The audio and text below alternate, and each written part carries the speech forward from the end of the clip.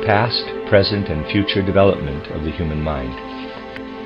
The subject for the lectures I am going to give at this conference will be essential human nature as it has evolved, developed at a particular time in the past, as it is in the immediate present, and what the prospects for it are in future human evolution on planet Earth. With every promising philosophy of life that has flowed into Western civilization, with its American appendage, the aim has been not only to consider the human being in the present age of humanity, pointing out how the individual appears in his place within the whole of humanity on earth, but it has been a feature of the very philosophies which were likely to be accepted into Occidental civilization that the human being was always also seen in the historical evolution of humanity on earth, bringing the present-day human being together with the human being of the past, either up to a certain point, as in the Old Testament, or more as earthly history, or also higher up, including a study of planetary evolutions in the cosmos. This was not so much a feature of Oriental philosophies, nor of the earlier philosophies in Europe, insofar as they were not yet part of modern civilization. They limited themselves more to placing the human being in the given space, as it were. Because of the way we have been brought up being part of Occidental evolution, our sentience, our feelings, could not be satisfied with merely placing man in the world's physical space.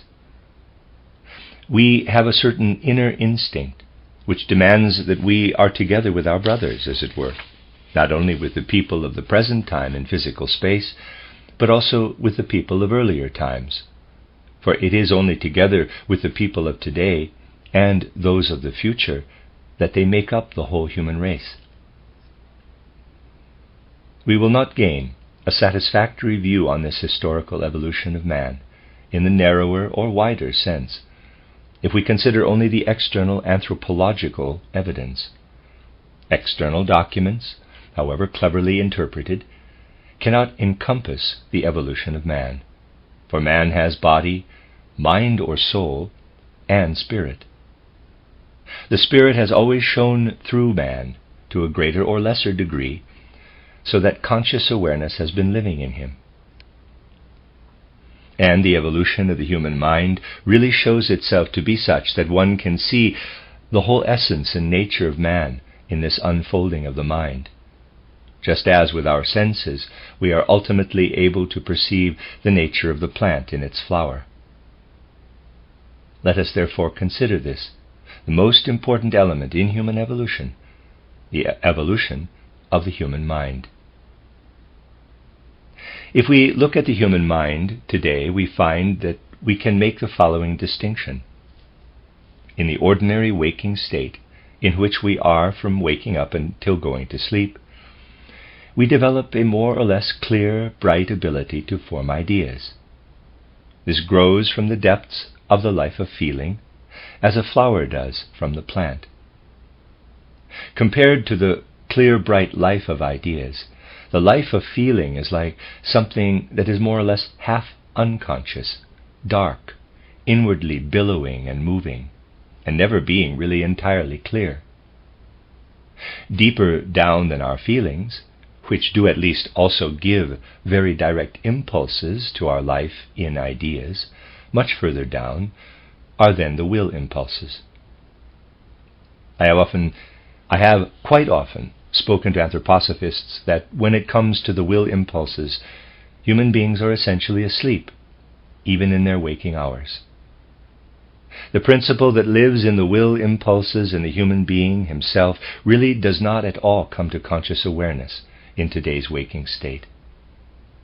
We have a notion that we are going to do one thing or another.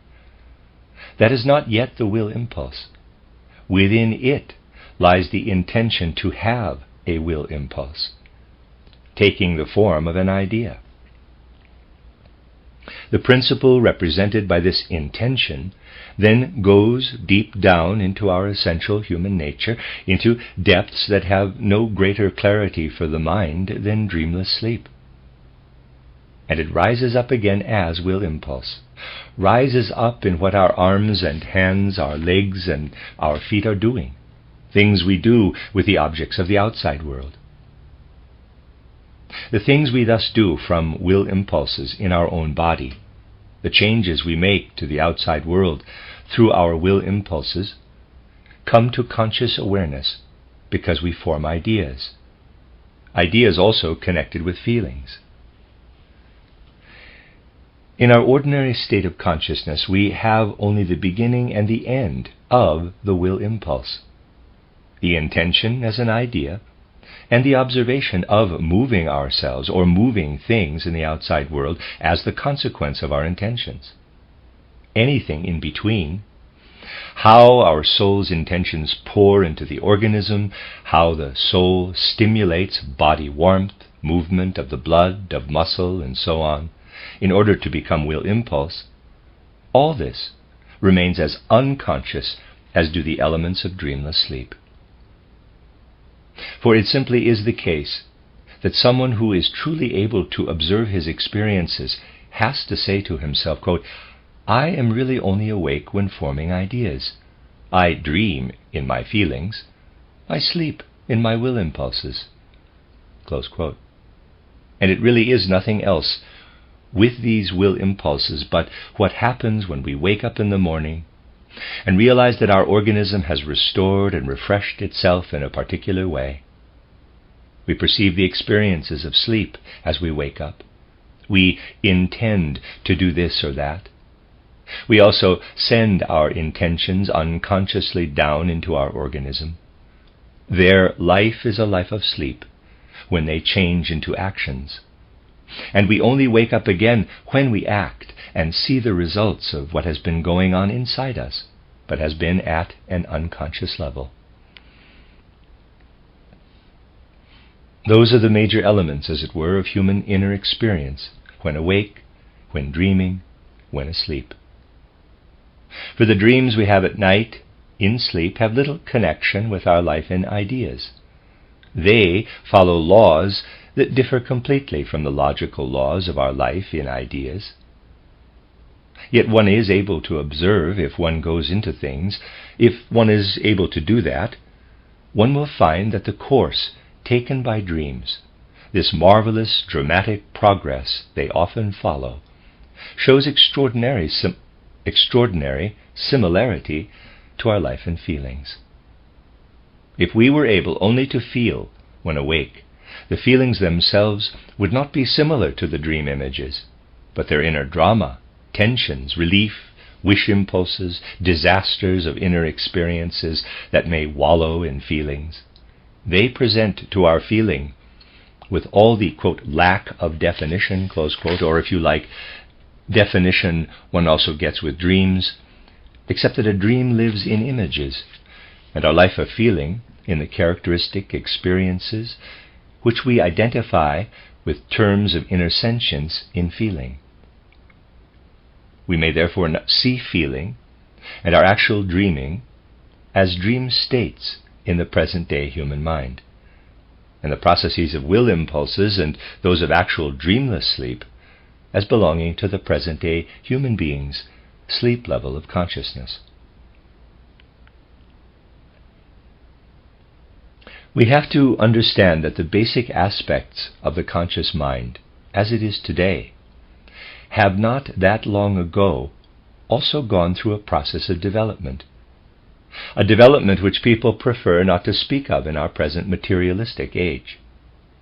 Yet we will no longer understand things that have come down to us as documents of human thought as early as the first Christian centuries, unless we are aware that something very different lived in the inner human being when he was thinking than lives in the inner soul today.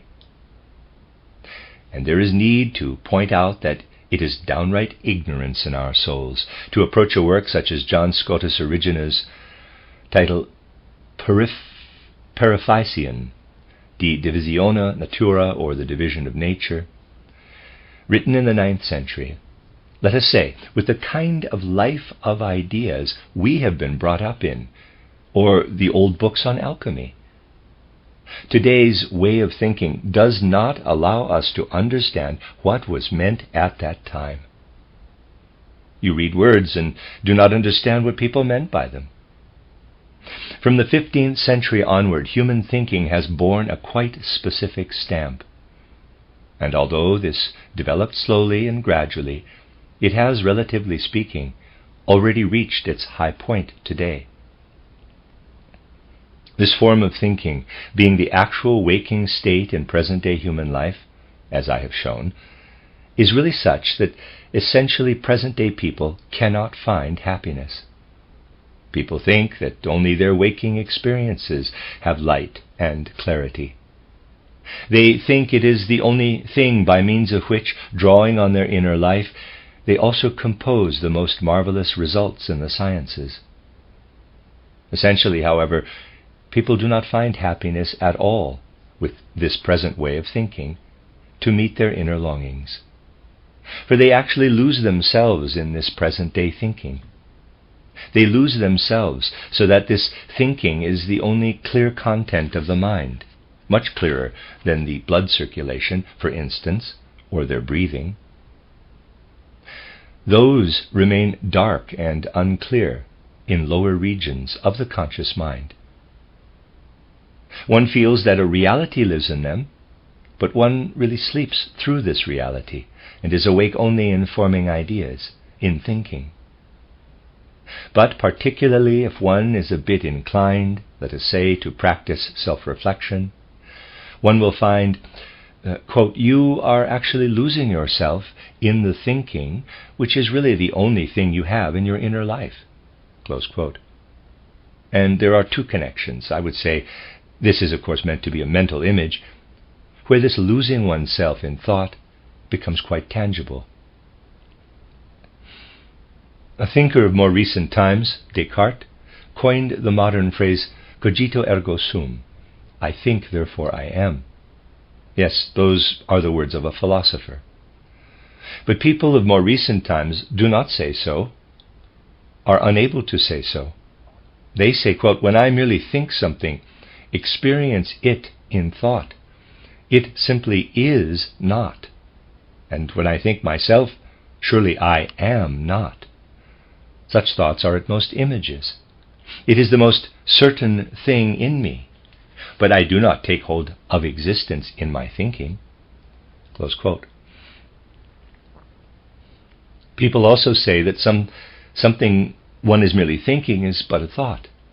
Descartes, therefore, is desperately insisting, quote, one would wish to be, and nowhere else are there points of reference where we can grasp this being, this existence of man in the thinking of more recent times.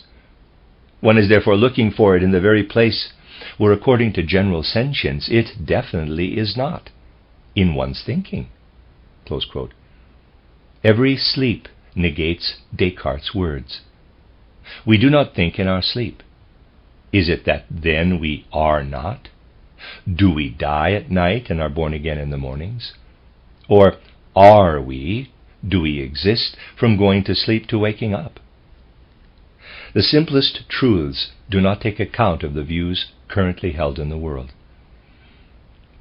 Those words reflect a desperate clinging to something with one's being, quote, I think, therefore I am, close quote, and not any kind of inner experience. So that is one thing. The other connection we may refer to as this. Apart from our thinking, and modern people are very proud of it, we also have the findings of modern natural science, of observations, and the results of experiments. Well, yes. But the way they are is that they do not allow us to look into the actual being or existence of things, but only in the changes they undergo, into ephemera.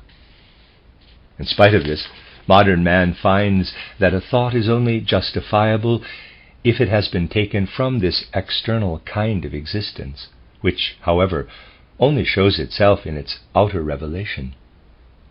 Modern man has therefore stopped altogether to grasp his existence in himself. Thinking is much too airy for this. But anything else that is within him, he will at most find in the way in which the external realms of nature are found in the natural sciences. And that is where modern man then looks for reality, existence. And he believes in himself only insofar as he is nature. As a result, nature with its reality becomes the Moloch, the god demanding human sacrifice, who is really depriving modern man of his sense of reality, of being in existence. There will no doubt be many people who say that they do not feel any of this, that it is not so. But that is just one opinion. The feelings of people today, those who are even just beginning to practice a bit of self-reflection, really arise wholly from the mood I have been describing. Modern man is encapsulated in this kind of experience of his own essential nature and his relationship to the surrounding world. He then applies the things he discovered in that encapsulation to his awareness of the world, looking at the stars through his instruments, for instance, the spectroscope, the telescope. He notes down what he sees there and makes it into a purely spatial astronomy, astrophysics, and so on. He does not realize that he has actually just taken up to the heavens something which he has observed and calculated in and for things on earth. If I have a source of light here, everyone will agree that when I have gone many thousand miles away from that light source, the light out there in space will have grown weak, or may perhaps no longer be visible. Everyone knows that the luminosity of the light decreases with distance. A law of physics also says that gravity decreases to the square of the distance. Yet people do not take the thought any further. That gravity has a certain value here on earth and decreases to the square of the distance is something people understand because we live here on earth, establish laws of nature, fathom earth truths, and connect them. They are true where gravity has a particular value. Gravity decreases, and so do the truths. Something that holds true on earth ceases to be true as we follow its spread in the cosmos. We do not have the right to apply the physics and chemistry we establish here on earth in simple analogy, just as we cannot apply the values for gravity on earth and in its immediate surroundings to the cosmos. We must not consider the truth that pertains to the spheres of heaven to be the same as the truth we know here on earth. We know that this is something enormously paradoxical, indeed fantastic, for modern people to hear. But that is how it is at the present time. The encapsulation of general conscious awareness has grown so powerful that a paradox must result as soon as we make the least pinprick in the capsule with something we say. It is in connection with all these things that human beings are really completely bound to the earth today, so that none of their insights, and often not even their reflections, can go beyond the things they experience on earth. And they do the same thing with cosmic time as they do with cosmic space.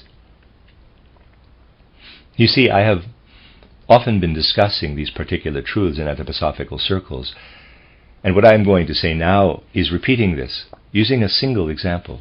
This was particularly evident when I was invited by our English anthroposophical friends to give a course of lectures in Penmanmar in the second half of August. This is in Wales, where Ainslie Island lies near the west coast of Britain. It is indeed a quite remarkable region, a region which shows that there really are also geographies all over the globe which differ from those found in ordinary school books, even the school books at a higher level. People consider it quite advanced today to include the nature of the vegetation, the fauna and flora, when describing the geography of a place, and still base themselves on the geology, paleontology of the rocks, and so on. But there are much more inward differentiations across the globe than those commonly used for the geology of our Earth. In Penmanmar, where the lecture course was given, you take a few steps, as it were, 1 to 1.5 hours into the mountains, and you'll everywhere find the remnants of the ancient Druid rites, decayed stone structures of a simple kind. Thus, stones have been put together to enclose something of a small chamber with a covering stone. There sunlight was excluded in a makeshift way, so that it would be dark inside. It cannot be denied that those cromlechs also served as burial places, for the most important ritual sites have always been built above the graves of others. Here, however, we have something entirely different as well, also with these simple cromlechs, and this is evident from what we called the Druid circles. It was really very beautiful to see when I went up one such mountain near Penmanmar, where the sparse remnants of 2 Druid circles may still be seen today, lying close together. The stones were positioned in such a way that one can see today that there have once been 12 of them, and someone who wants to see what this was all about will look and see that what mattered was this. As the sun followed its course in the cosmos, be it in the course of a day, be it in the course of a year, it would always cast its shadow in a particular way, one way of one stone, another of another. Watching how the shadow changed in the course of the day or the year, one was able to follow the course of the sun. People are sensitive to light today, particularly if the light is also bearing warmth, or the warmth is bearing light. Even today, human minds register the difference between sunlight in summer and sunlight in winter, because one feels hot in summer and cold in winter. People also note more subtle differences. But the differences in the light that one notes, because one is cold or hot, can also be seen in the shadow. It is not the same if it is the October, July, or August sun which casts the shadow, not only where the shadow is concerned, but also in inner quality. It was one of the tasks of the Druid priest to be able to perceive the quality of the shadow, that strange addition, one might say, of a reddish tone in the August shadow, a bluish tone to the November or December shadow. Their training enabled the Druid priests to read the daily path of the sun in the shadow. They could read the annual path of the sun in the shadow. It is still evident from these remnants today that one of the tasks undertaken there was of that nature. Many other things were part of the ritual, a sun worship that was not some kind of abstraction, not even the abstraction of mere devotion and humility. It would be absolutely wrong to think so, though this is no reason to underestimate devotion and humility. But here it was not abstract devotions and abstract humility which mattered, but there was something else as well to the ritual. You see, the grain of wheat, the seed of rye, needs to be buried in the ground at a specific time of the year. It is not good if they are put in the ground at the wrong time. Someone who knows these things very well will know that it matters if seed is sown a few days sooner or later. And there are also other things in human life. The life of the people who once lived in the geographical area where the Druids performed their rites, perhaps 3 millennia ago. Life was no doubt extraordinarily simple, with agriculture and animal husbandry the main activities. But let us ask ourselves, how were they to know when to sow and to harvest in the right way, when many other things needed to be done, which were connected with developments in the natural world through the year? People will say that today country people have their farmers' calendars, which tell them that this is the day for doing such and such, and this the day for such and such. These things are quite brilliant. Yes, we are living in an age when the human mind is such that these things are recorded, and one can read them in print. It does not occur to one that one is getting them from the printed page. That is how it is. But at the time when Druid worship was at its height, people did not have anything like this, not even the most primitive beginnings of reading and writing. But what they did have was that the priest could stand in such a Druid circle and observe its shadows. According to the shadow, he would say that for the next week the countrymen should do this or that. The bull has to be taken through the herd, for that will be the right time for servicing the cows. People read in the cosmos and had the device that allowed them to do so. They would stand on the earth, and in order to do what needed to be done on earth, they would read what the sun itself told in the signs produced in those stone circles, of which only sparse remnants remain. That was a very different state of the human soul, and it would be serious arrogance of people today who can read and write a bit to underestimate the art involved in establishing the actions and devices thanks to such heavenly revelations. Such heavenly revelation. I would say that in those sites one is compelled to recall also many other things which spiritual science permits us to investigate. I have on various occasions said among anthroposophists that everything which needs to be investigated using spiritual science cannot really be thought in ordinary thoughts. We have to think in images.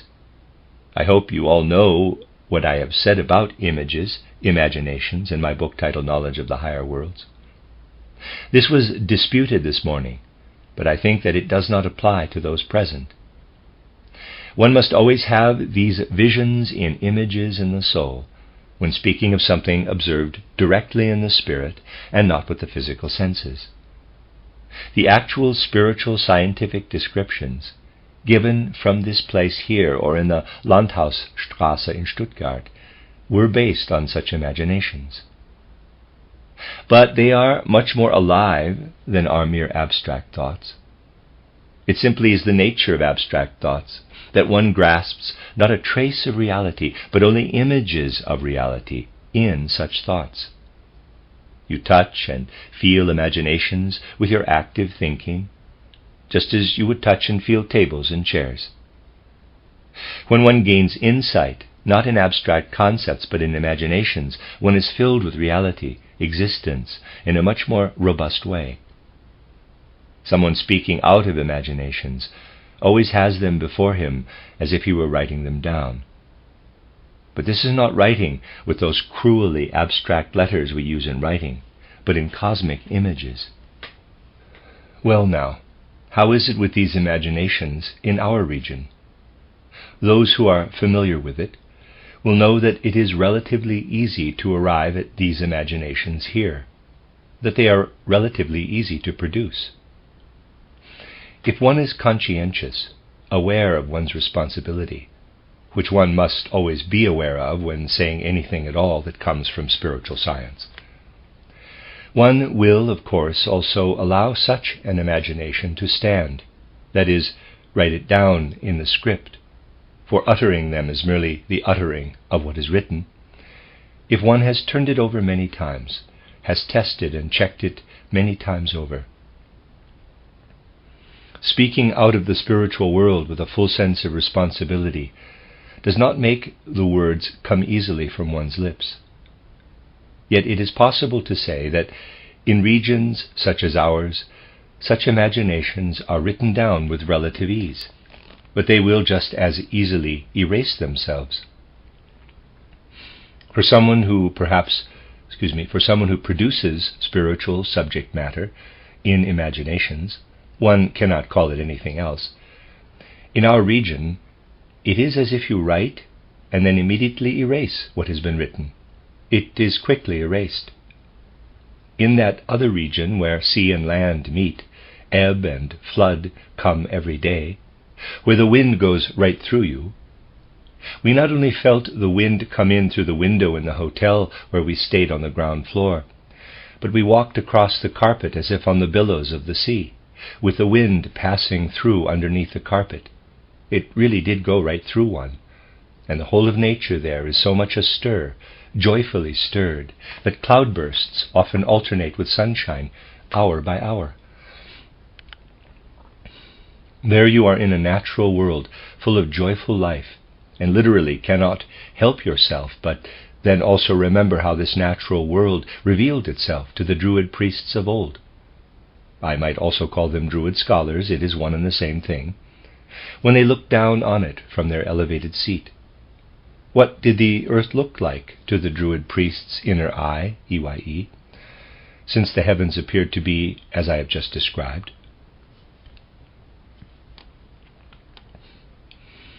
It is most interesting to observe, but one only arrives at the complete memory if one now understands the particular geographical differentiation in that place. There it takes a much greater effort to create the imaginations, much more than here, for instance. They do not easily inscribe themselves in the astral atmosphere, as it were, but they persist for a long time, are fixed, do not erase so quickly. We now come to see why the Druid priests sought out those particular places for their rites, for their more important rites, where the spiritual principle approaching the human being has marked features thanks to the nature of the place.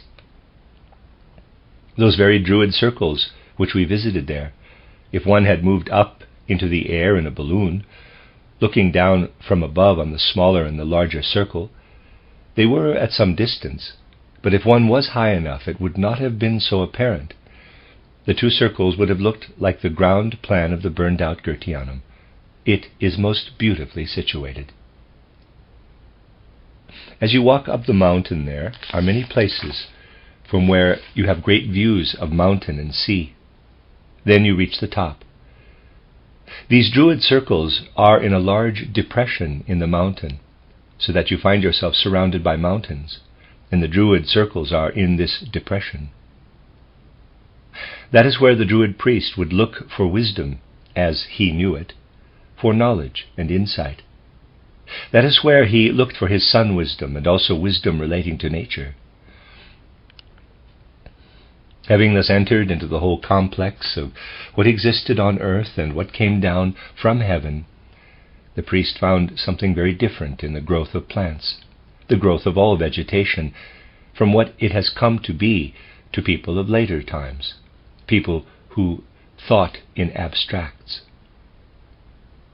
When sun nature has been grasped by considering, on the one hand, the sense-perceptible rays of the sun, which enter into the eye, EYE, and on the other hand the shadow, with its many differentiations, then you know that the spiritual sun lives on in the differentiation of the shadow.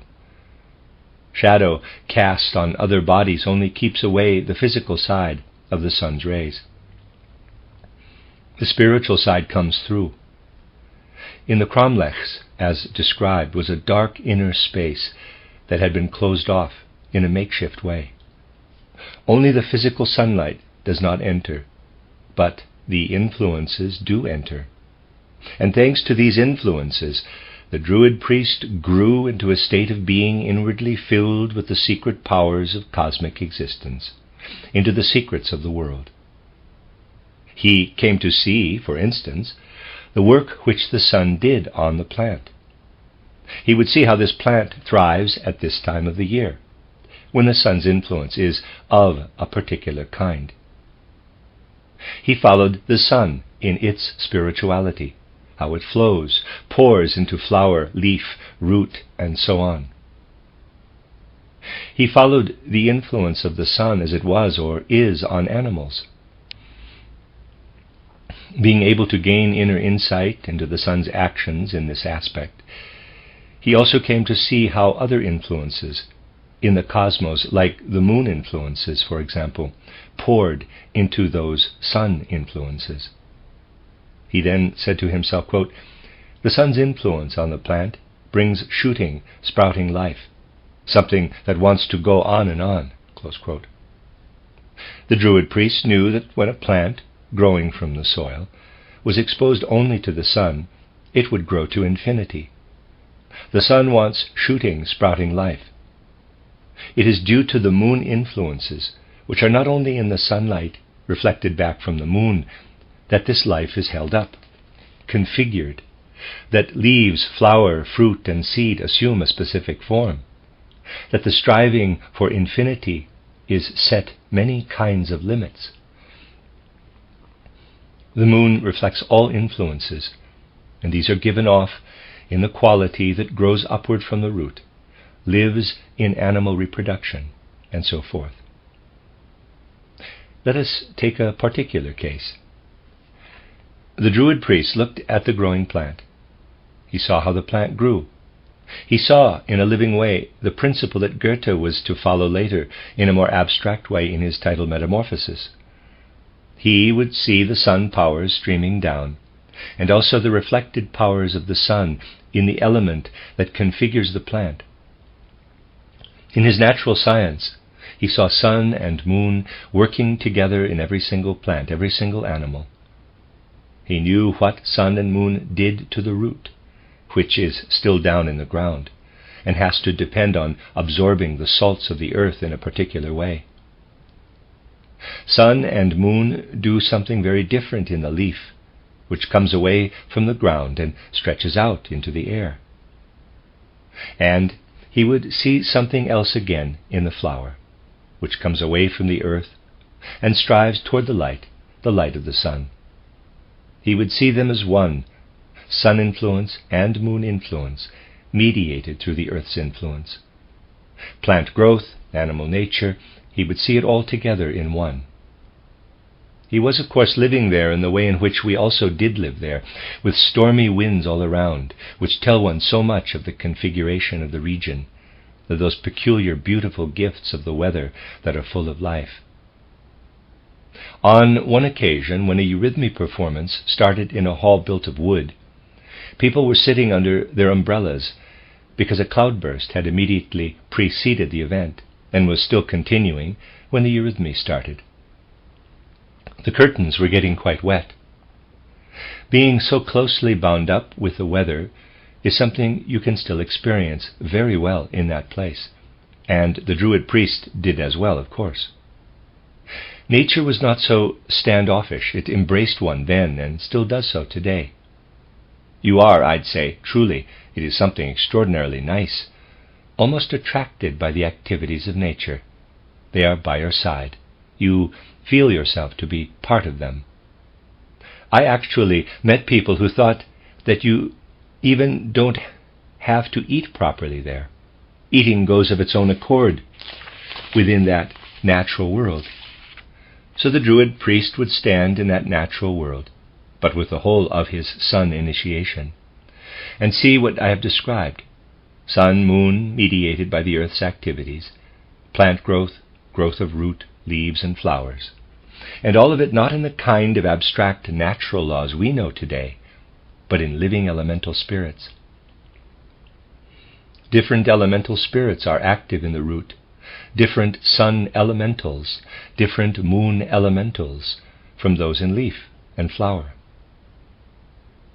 The Druid priest also knew how to find the things that live in beneficent boundaries in root, leaf, and flower in the far horizons of nature. Having the gift of imagination, he saw the small elemental spirits held in close confinement in the root. He knew that something which was beneficent in the root could emancipate and grow to giant size. He, therefore, saw the great events in nature as the small natural processes in the plant grown to giant size. As he had spoken of elemental spirits living in the root, so he would speak of the root spirits, which had grown further in a way that was cosmically wrong, and become visible in the development of hoarfrost, dew, and hail. He would speak of root spirits working in a beneficent way, and of ice and frost giants, which were the same as root spirits grown to giant size in nature. He spoke of the small-scale activities of elementals in the leaf, as they fill themselves with the principle that is active in the air. And he would also trace this to the far horizons of nature and speak of the way in which the principle that lives in the plant leaf may become emancipated and seek to go beyond the boundaries of beneficence into the far reaches of nature, to embrace the principle that is born on the waves of the wind. The wind and storm giants are the plant leaf's elementals grown large. The principle in the flower that boils up toward the light of the sun, producing the volatile oils which are phosphoric by nature, when that is emancipated, it turns into the fire giants. Loki belonged to that race of giants. With his sun and moon science, the Druid priest would see as one the quality that lived in the confined space of the plant and the emancipated power that lived in wind and weather. He would go further than that, however. He would say to himself, quote, "Held within the beneficent boundaries set by the good gods, it unfolds normal plant growth. When it shows itself in frost and ice, it is the product of the gods' enemies. Having grown beyond the set boundaries, the elemental spirits have become enemies of the gods and changed over into the devastating, harmful elements in nature. As a human being, I can take in the devastating activities of the gods' enemies. I can therefore gather in the frost and the ice, the powers that ride on the wings of the storm, and all that can be captured on the waves of the wind or in the rain. I can use it for the things I prepare. By using the powers of the giants, burning the plant and reducing it to ash, to coal, and so on. I take the powers of the giants and use the powers of the frost, the hail, the raindrops, and other such things, and the forces of the fire giants to protect normal plant growth. I rob the plants of all these things so that I may treat the normal plant with it, make medicines from the plants which are kept in their normal boundaries by the beneficent elementals, by treating them with the powers of these enemies of the gods." Close quote. That was one of the methods of making plants into medicines, using frost, using what lives in snow and ice formations, using what could be achieved by means of combustion or calcination, and so on. The Druid priest thus felt himself to be the one who took the harmful principles from the enemies of the gods, the giants, and took it back again to serve the good gods. This is how we can follow up these things in many different ways.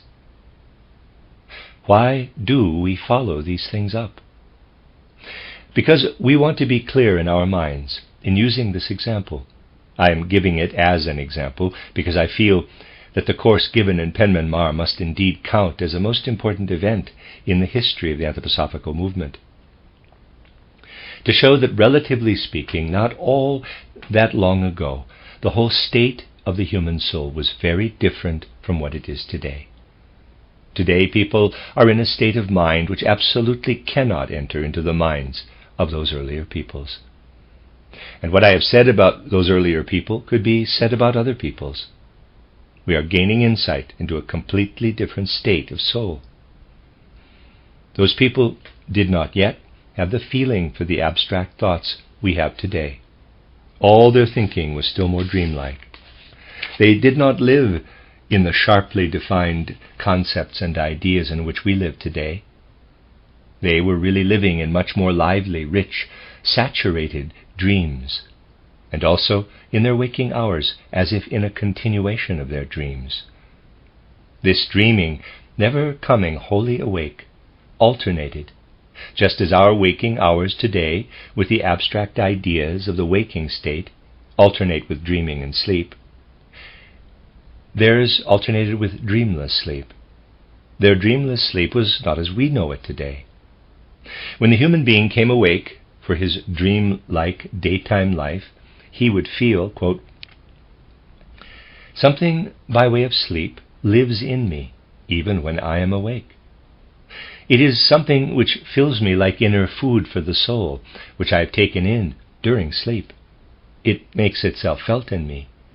I even have the taste of it within me." Close quote. People then still had the aftertaste of sleep in the whole of their organism. A third state was deeper than our sleep today, a state no longer experienced in the human mind. That third state was the state of being embraced by the earth, so that on waking the human being would feel, quote, "I have not just been sleeping. Apart from being asleep, of which I have an aftertaste, I was received by the forces of Earth's gravity into a kind of nighttime grave. Earth's gravity covered me. I was embraced by the earth." Close quote. We can say that today human beings know three states of consciousness: waking, dreaming, sleeping. And therefore we have to say that at a particular time in the past, people knew the states of dreaming, sleeping, being embraced by the earth.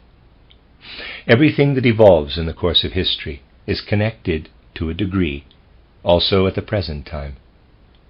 Because of this, some human souls will have something unusual arise within them in a later life on earth, something like a real memory of earlier times connected with their earlier life on earth. This memory, which begins to shine out in such people, something abnormal in their own time, is like a living memorial in the soul. One such spirit was Jakob Böhme, another Swedenborg. Something connected with the evolution of humanity shines into humanity of more recent times, from a far distant past. Tomorrow I will speak of the inner nature of Jakob Böhme and of Swedenborg, so that we may understand the human past and the three states of awareness which human beings will have in the future.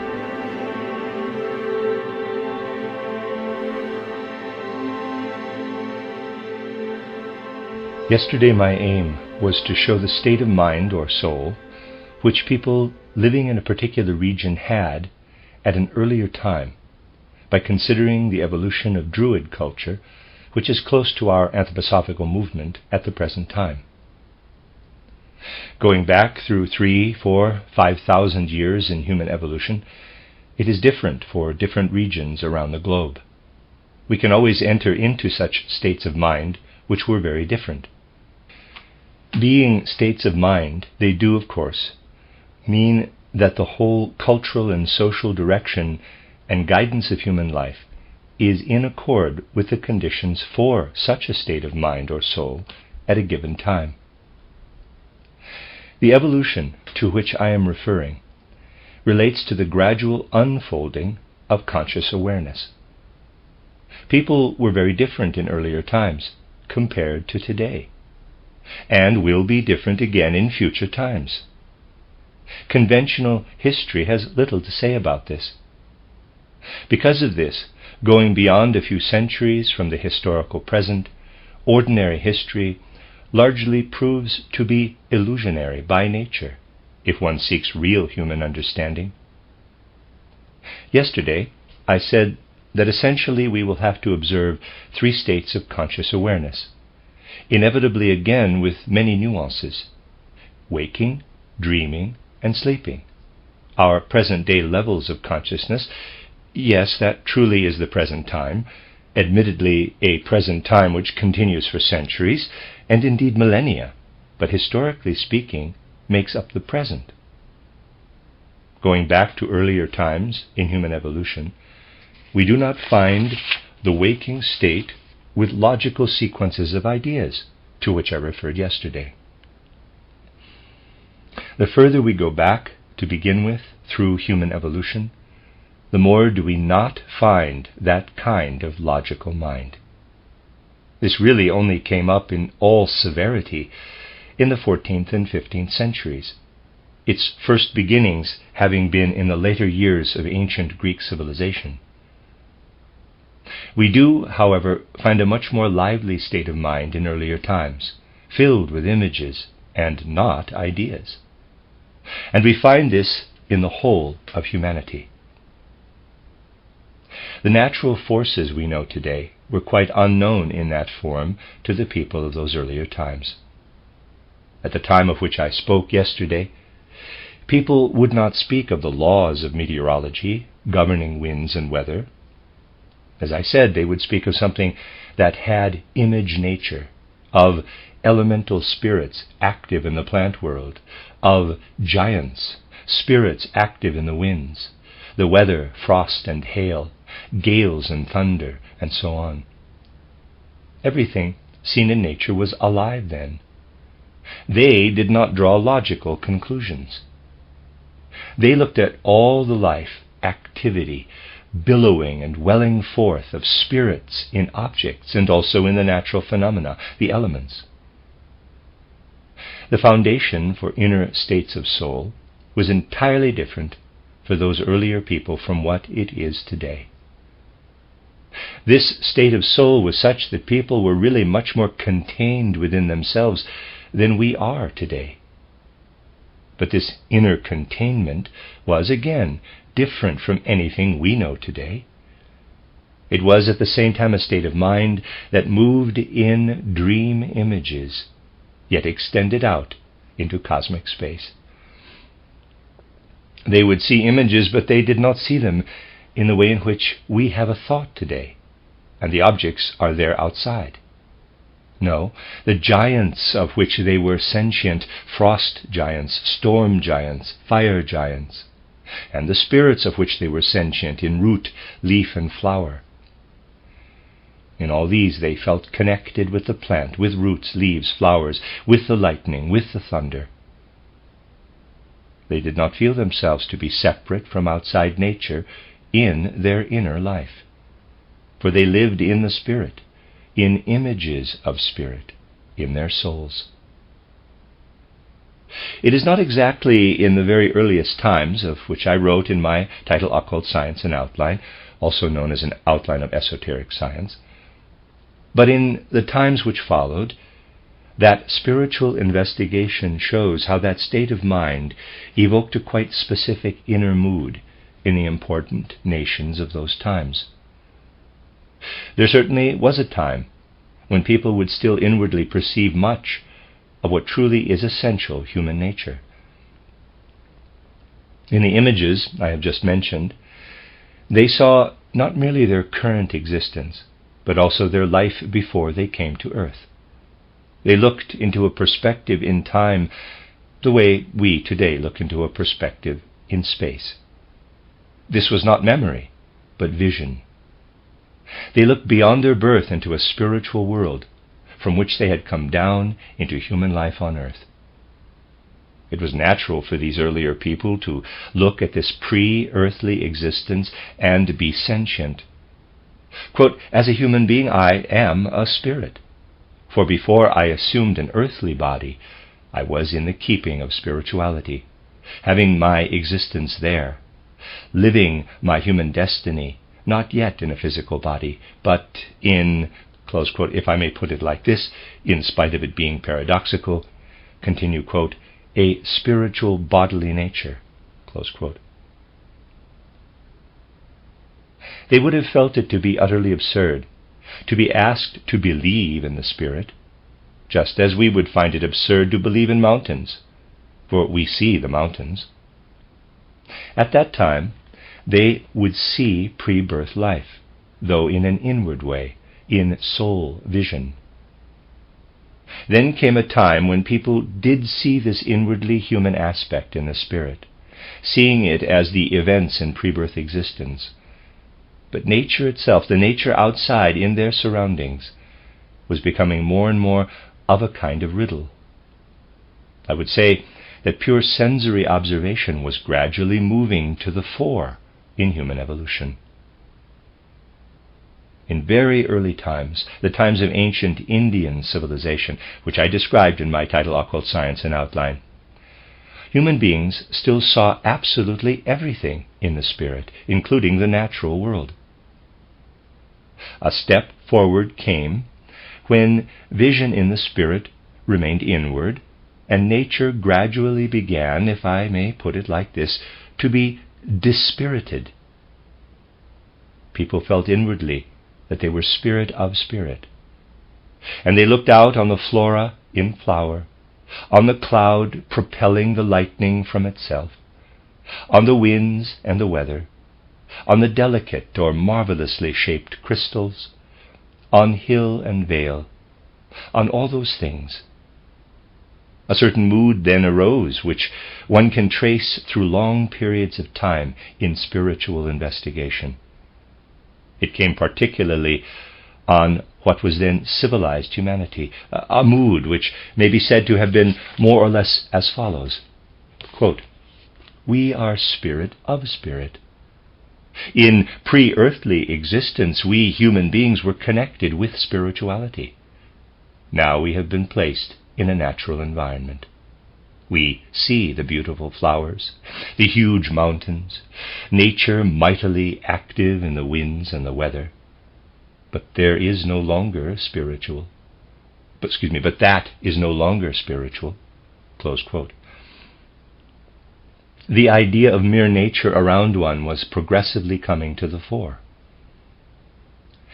Now, however, the human being, I am of course speaking of the advanced human being, someone whom we might call civilized in the terms of that time, felt that his living body was created from the substances, the physical matter of this natural world, which was without spirit, without gods. If something like this were to come to modern people, the people of today, they would speculate, philosophize, and reflect on this.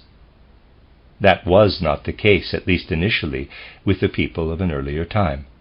They would not reflect, but be sentient of a tremendous disharmony in their inner experiences. Quote, "I am spirit from spirit land.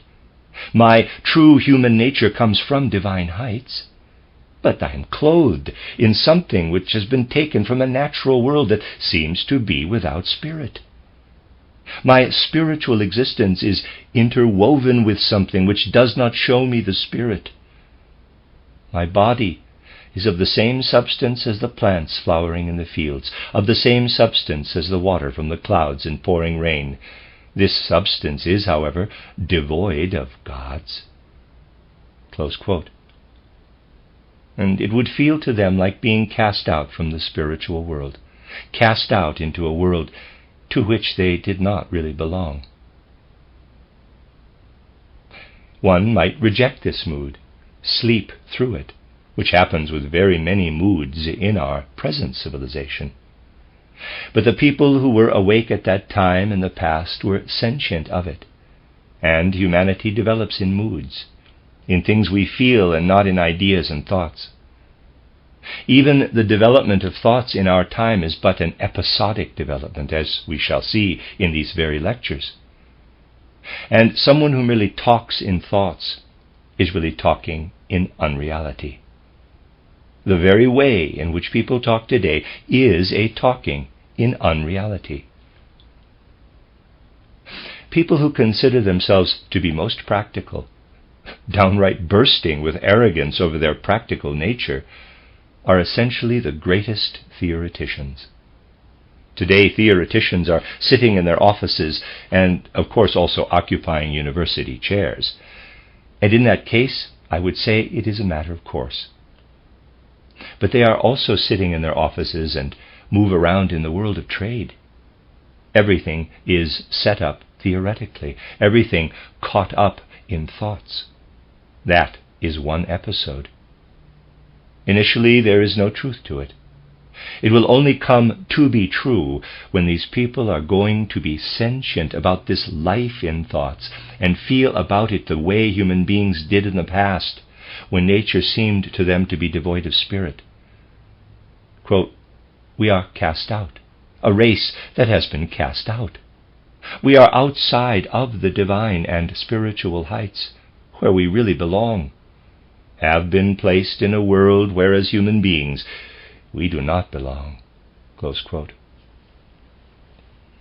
One outcome of this mood is something which then came up as a reflection, a revelation of this mood, the notion of the fall into sin. That idea came from a change in conscious awareness. People said to themselves, quote, "We have been cast out of the spiritual world. That must be because of original sin." Close quote. At a particular period, the notion of original sin, of the fall of humanity, lived dimly in human minds. We understand this notion of an original sin a sin committed before time, a fall before time, if we understand how humanity's conscious awareness changed from past to present and future. What people needed when that mood came over them during that period was not a dull theory. It was, above all, something which could be put in words, in such a way that the words could be balm for souls in need of comfort. We then see something we have often referred to as the guidance given to people in the ancient places of rites and religion, in the mysteries, come up again during a period that is approximately the same as the ancient Persian, the ancient Chaldean civilization in the Near East. We see how this came together with the quality which the priests in the mysteries developed, and which made them the greatest comforters of humanity. They became comforters. Comfort shone out from the mysteries. For comfort was needed, considering how conscious awareness developed at that time. There had to be a soul quality in the words that came to people's hearts, and was like a balm, a comforting balm. It was an age which, with regard to creativity and religion and the arts, was one of magnificent creative power, though in one respect it was different from what it became later. Many of the details in our art, our religious ideas, do still come from that time. And it is, above all, ritual symbols, ritual images and acts, which still go back to those ancient times. What did those teachers in the mysteries, who had to provide comfort, draw on? Well, although general waking consciousness consisted in an awareness in images that were very much alive, as I have described it, there were, nevertheless, 3 levels of conscious awareness at that time. Where we have sleeping, dreaming, and the waking state today, sleep did then not differ from the waking dream state, which was the general waking state, as I mentioned yesterday. Sleep, as it is carried out in the general state of awareness we have today, fully paralyzes our conscious awareness. For those earlier people, conscious awareness was very dim during sleep, but something did remain behind when they woke up. The way I put it yesterday was that they had an inner aftertaste of sleep on awakening. Most of them felt a certain sweetness of things lived through that would fill the whole of them, not only on the tongue or palate, but like an aftertaste. The sweetness of life in sleep spread also into their life during the day. This sweetness marked a healthy state of life to them.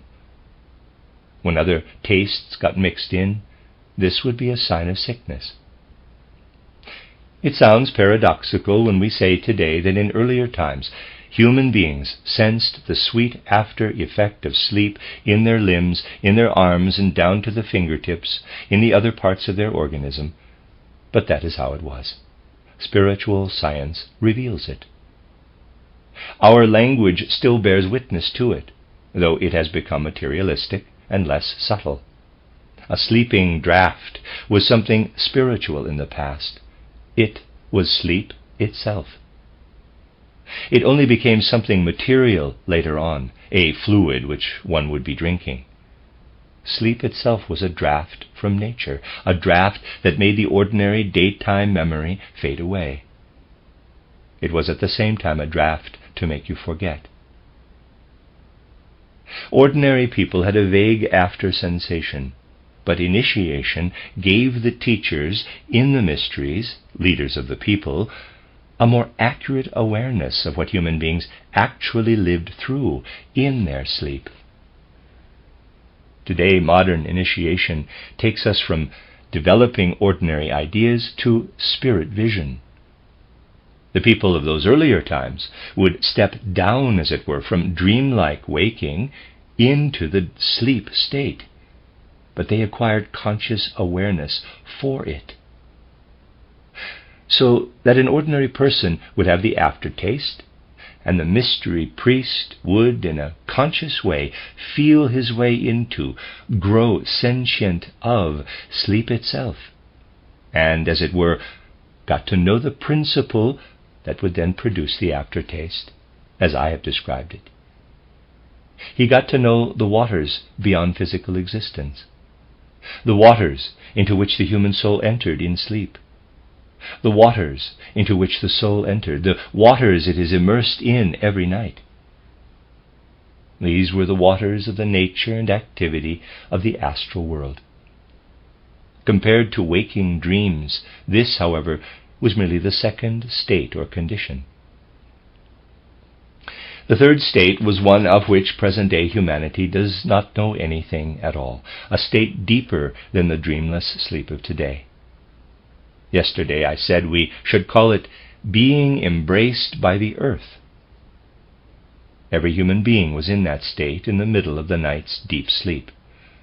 But only the mystery priest, being initiated, was able to have conscious awareness of what one found there, was able to convey the results of this conscious awareness. And that was the science of that day. People would then not merely say, quote, "I am embraced by the earth," close quote. Yes, they would say that as well, but they also said something else. Yes, they would say to themselves, quote, "I am embraced by the earth," close quote, but be sentient of something, as if in the everyday course of life they had entered into a state that was really already very close to death, but a death from which one would awaken again.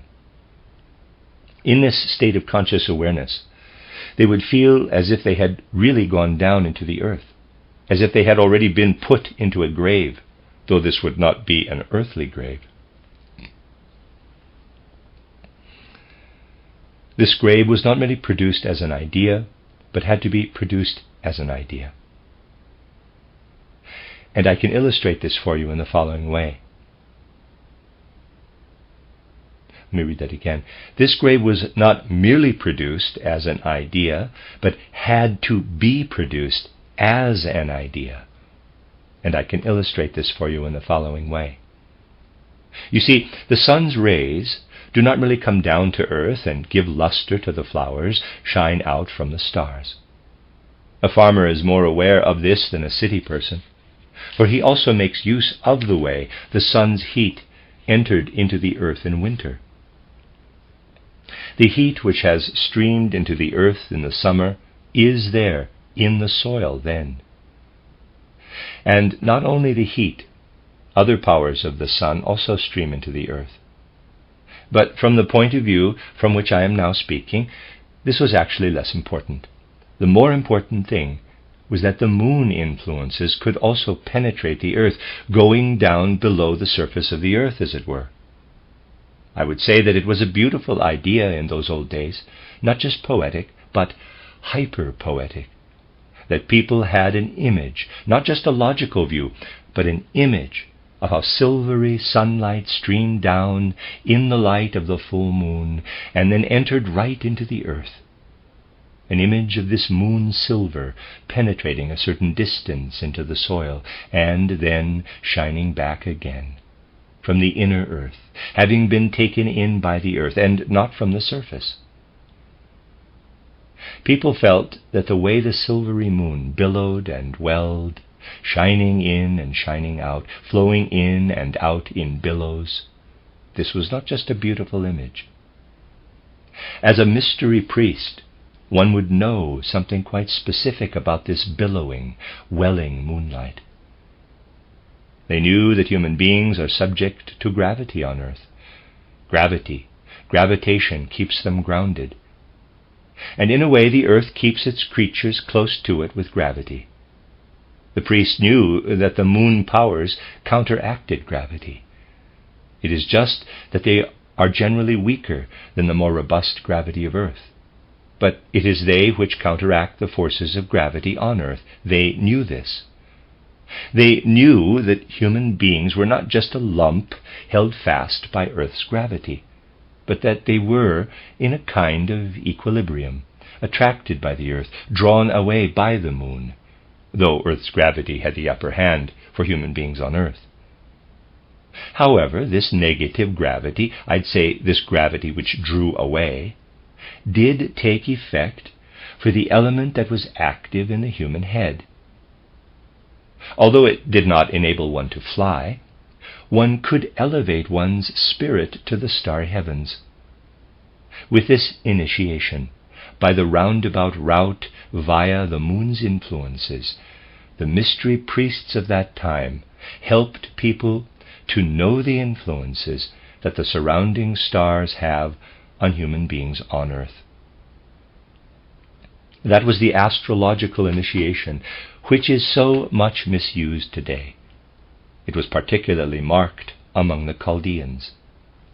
In this roundabout way, they knew something not only about the moon's influences, but also about the influences of the sun, of Mars, Saturn, and so on. Today, man has become, forgive me for presenting this too in the form of an image, but such things are difficult to characterize logically. Man is an earthworm today, where knowledge is concerned. No, not even an earthworm, something worse. Man has turned into an earthworm for which there is never any rain, which never emerges from the soil. Earthworms emerge from the soil at certain times, when it is raining, and they then have a part in what goes on above ground, which is of benefit to them. Today man is an earthworm in soul and spirit, for which there is never any rain. He is completely encapsulated where the earthly sphere is concerned. He'll think, for instance, quote, "The parts of my body simply grow in about the same way as stones also develop on earth." Close quote.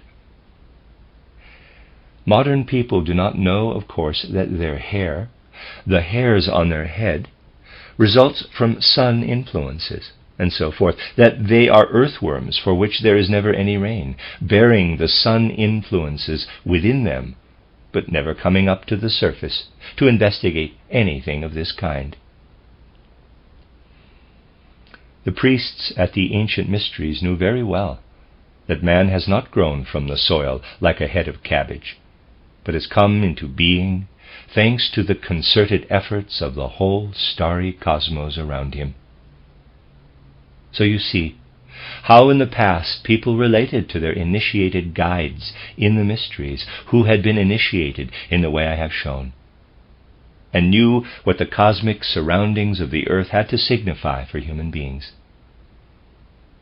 This made it possible for the priests to tell something to people which I am going to put in fairly commonplace words, for today we are not as yet in a position to speak in the way of those priests in the ancient mysteries, who would also put things in marvelous poetic form. This was possible with the genius of language at that time.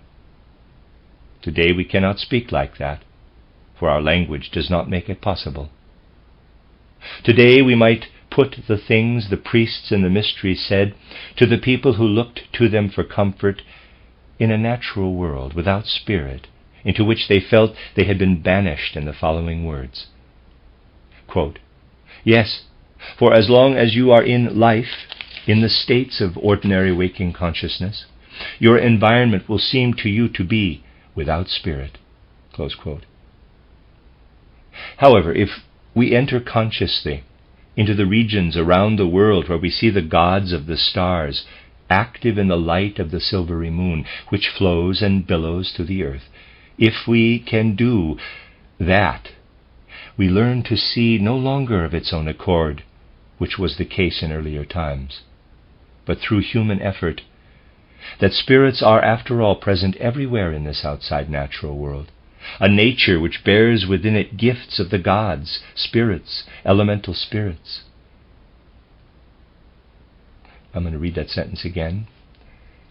However, if we enter consciously into the regions around the world, where we see the gods of the stars active in the light of the silvery moon, which flows and billows to the earth, if we can do that, we learn to see, no longer of its own accord, which was the case in earlier times, but through human effort, that spirits are, after all, present everywhere in this outside natural world, a nature which bears within it gifts of the gods, spirits, elemental spirits. And so, the comfort which the priests in the mysteries would give to people in those ancient times was that they made them aware that plants are not just beautiful, they are truly also filled with spiritual activity and spiritual beings, that the clouds do not just move majestically through the air, but that divine elemental spirits are active in them, and so on. As initiates, the priests guided those whom they had to guide to the spirit in nature.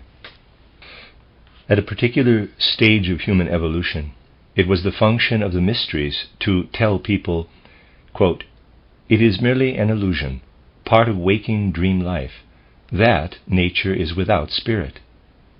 In reality, spirit may be found everywhere in the natural world." Close quote. So there was once a human past when human beings actually lived within the spirituality of existence in this way, and thanks to the institution of the mysteries, learned of the spirituality of existence also in the sphere that initially seemed to them to be devoid of spirit.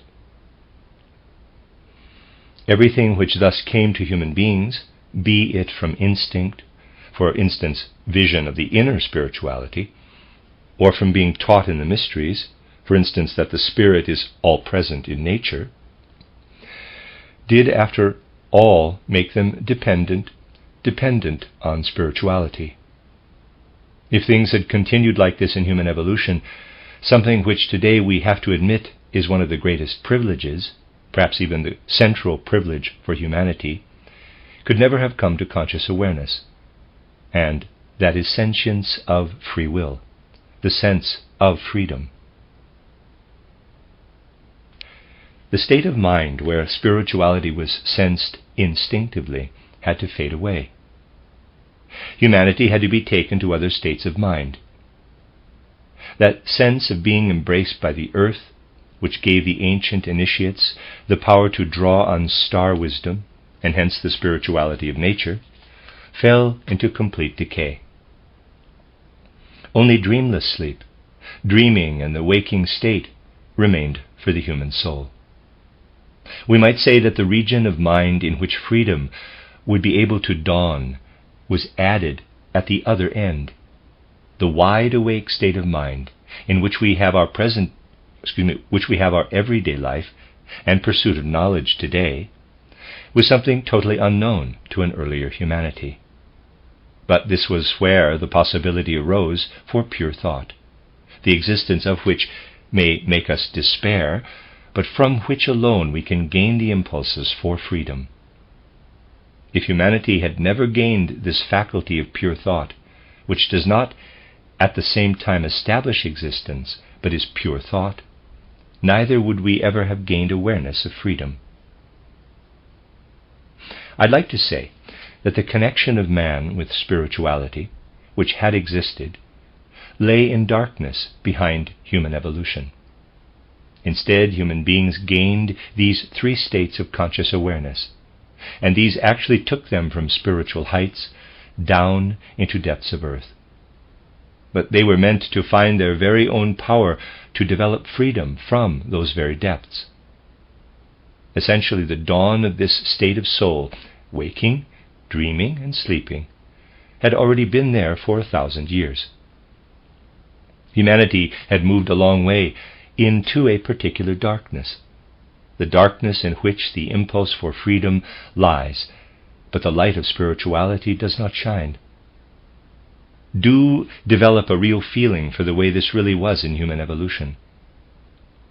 Looking back into an early age, we see human beings looking up into the starry heavens, and out of the knowledge they had of those starry heavens, saying to themselves, quote, "The powers of those starry heavens live in me.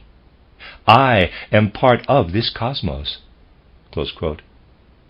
As a spirit, man had been forced down to earth. The heavens had grown dark, so to say, for human beings were not able to see through, to understand the light, even sunlight or the light of the stars, all that shone down in a physical way. It was as if a curtain had come down, and human beings could not find support in any way for their existence. They could no longer see anything that was behind the curtain. Tomorrow we shall see that this curtain had actually been there for 1,000 years, how it grew denser and denser, and how this destiny of the curtain was reflected in the whole mood of humanity. Then a light came through the curtain, and the curtain fell apart, as it were. This was the light that arose on Golgotha. The event on Golgotha entered into human evolution. In this event, an event that happened on earth, human beings were to see again what they had once seen in the vastness of the cosmos as the spirituality of the world. In going through the mystery on Golgotha, the Christ was to bring something which in earlier times had been seen in the heavens into life on earth. The divine Spirit, the Christ, was to descend and dwell in a human body, to bring this light in a new and different way to a humanity which was then unable to come away from the earth. As human beings, we are today only beginning to understand this mystery on Golgotha, and the future of earth evolution will have to consist in this mystery on Golgotha being understood by humanity with ever greater maturity, and that the glory coming from the mystery on Golgotha would be understood more and more, with inner glory becoming cosmic glory, and beginning to shine out over everything that human beings are able to look into. Before we can consider this, we need to add some further building blocks today. In a certain respect, things that have once been alive in humanity's evolution on earth will also come back again. As I have told you, the priests in the mysteries were alive to this way of looking into the moon influences. Those moon influences took them up into their astrological initiation. They learned how it was possible to be initiated into the star secrets of the cosmos through the moon influences. An important aspect of this initiation was that something would come over the individual who was to be initiated, as if he suddenly felt within himself that gravity, weight, had less significance for him than usually. He was less aware of his weight. His teachers, who were older, told him not to give in to this, but to make a great effort of will when he felt himself to grow lighter, as it were, and give himself weight. That was, in a way, part of the craft learned in the old initiations, that one let natural weight, which had been lost under the influence of the moon, flow back into oneself again by effort of will. And with that the star wisdom would shine out. That is how all the potential a human being had at that time to overcome gravity was used to develop the will in him to hold fast to the earth in his soul. Holding on to the earth in one's soul was like lighting an inner light in the soul to shine out into the vast cosmos. Man then became familiar with that vast cosmos. When spiritual science casts a light on these things, one can give an exact description of how this ancient state of mind arose. But this principle, which existed in those human beings, does not recur. There is such a thing as atavism, with ancient faculties being transmitted. It comes back again, for human beings do, after all, also come back again. When the connection with the powers of the moon comes up again in people who live in a later age, where it really should no longer exist, since that deep sleep no longer exists, it becomes somnambulism, especially the ordinary kind of lunatism or sleepwalking. These people do not fight the getting lighter, but walk about on roofs or at least leave their beds. They are doing something with their essential human nature which really only the astral body should do. Something which at such a later time may be said to be abnormal had in earlier times been a special asset which could be used to gain insight. The popular term, quote, moon-sick, close quote, for such people made good sense, for this condition is connected with an atavistic relationship with the moon powers which has persisted from ancient times. Human beings are thus related to the powers of the moon, as I have described. They are just as much related to the powers of the sun. It is merely that this relationship with the powers of the sun is active in a hidden way, and one only comes to it in a most indirect way. Undoubtedly, it was the Druid priests of the flowering, and not the period of decay, who looked for their sun initiation in that relationship with the powers of the sun. That sun initiation led to a condition where one was looking up, not only stimulated, in a way, by the powers of the moon, to gain some knowledge of the secrets of the cosmos in the astrological initiation. No, this sun initiation did already provide some kind of dialogue with the divine spirits in the universe, a kind of inspiration, whereas the moon initiation provided only a kind of vision in images. Sun initiation meant that one would, in a way, hear the advice of the spirits. Above all, one's eyes are now made to receive the physical rays of the sun. I mentioned yesterday that qualities of spirit and soul are present in these physical sun rays. It is just that modern people do not see this. Their attitude to the sun is like the attitude of one person meeting another, with that other individual claiming to have an inner soul, and the first individual saying to the second, quote, "No such thing as soul. When you move an arm, it is a matter of leverage, which strings your muscles. When they are contracted, the lever is drawn up. It is a mechanism." Close quote. That is the modern-day attitude to the influence of the sun. People see only the external and physical, in this case merely physical light. Yet the spirituality of sun nature enters into us at the same time as the physical light does, with a particular kind of inner concentration, not the one I described in my title Knowledge of the Higher Worlds, but one that is like an elemental force due to atavism. Human beings can today, within quotes, today, I mean the historical period of time, which may of course continue for centuries, cease to be highly receptive to the physical influence of the sun, and instead grow receptive to spiritual sun nature. They then see things in a different way. Where this atavistic element appears, one sees things differently from the way one does in ordinary life today. When you look in a mirror, the mirror reflects what is in front of it. When someone has the constitution of soul, where in spite of being fully sensible, he does not look into the sun, does not see the physical light of the sun, but sees absolute darkness, then this darkness becomes a mirror and reflects his immediate surroundings, the natural world.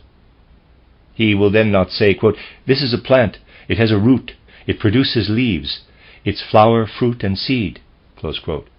He will say, quote, "In the lower part of the plant I see elemental spirituality of wisdom, and this has a quality of preservation, of consolidation. Further up the plant, I see this quality of preservation, of consolidation, being overcome, with the plant seeking not to consolidate, but to alternate between consolidation and dissolution in leaf development. And, finally, I see the plant strive upward, and it is like a cooking process due to the action of fire." Close quote. The life of the plant is then mirrored in the darkness, which spiritually, however, is light, similar to the way in which Jakob Böhme saw the plant atavistically, seeing salt nature below, mercurial nature in the middle, and phosphorus nature up above. We see the quality which in early times was part of human civilization, original civilization, when one was not yet able to read and write, influencing a mind such as that of Jakob Böhme, who was a natural sun initiate. If one is not able to read a work such as his title Mysterium Magnum, De Signatura Rerum, Aurora, the Day Spring, and so forth, in such a way, as it were, that his halting words tell one something very similar to the things I have been telling you about the Druid priests, then one is reading Jakob Böhme the wrong way. He had been initiated in an outward way, but something like the recapitulation of an earlier existence on earth welled up in his inmost being, and that was this sun initiation. You can trace this even in his biography. Even more profound powers that may influence human beings come from what initially was the outermost planet in our planetary system. It is not the outermost one in modern astronomy, for 2 more have been added, which are some matter of concern even in modern physical astronomy, because the laws governing the movements of their moons are not quite right, and so on. They are included, however, because position in space is considered most important, and since Uranus and Neptune have joined as well, people do include them. But, as I said, they are something of a pain, because their moons have, quote, gone off course, close quote, relative to what the other, in quotes, decent moons of Jupiter and so on are doing. In real terms, we may, after all, say that for a living, concrete understanding of the planetary system, Saturn definitely is the outermost planet.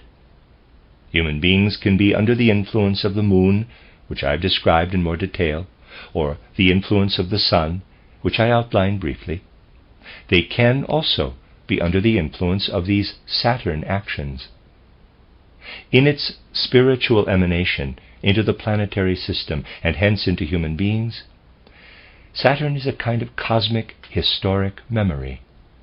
It is like the memory, the remembering process in our planetary system.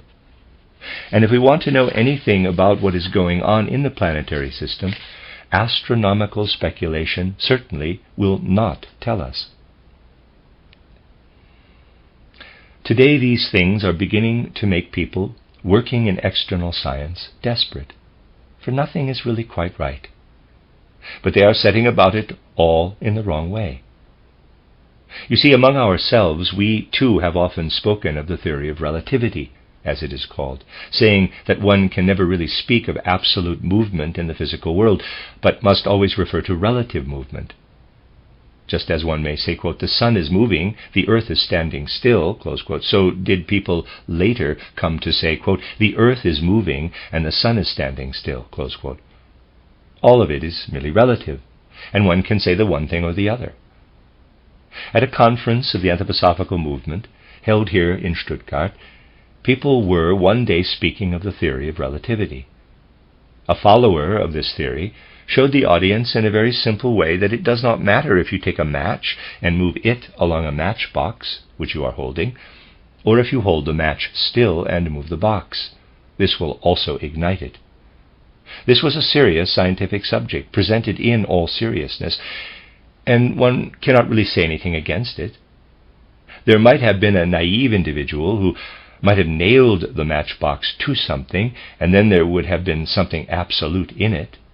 Or perhaps one could have pushed back the whole house, Landhausstrasse 70 it was at the time, that would have restored relativity, though it would have been a bit difficult. But if we extend it to the whole physical universe, we could agree with Einstein and say, quote, nothing absolute is to be found in the physical world. Everything is definitely relative there, close quote. But people stop at relativity. It is exactly the relativity of the physical world which must make us realize that the absolute must not be sought in the physical, but in the spiritual world. Science is everywhere providing access to the spiritual world, but it has to be rightly understood. No need today to be an amateur. You can be an exact, genuine scientist, and true science will take you to the spirit.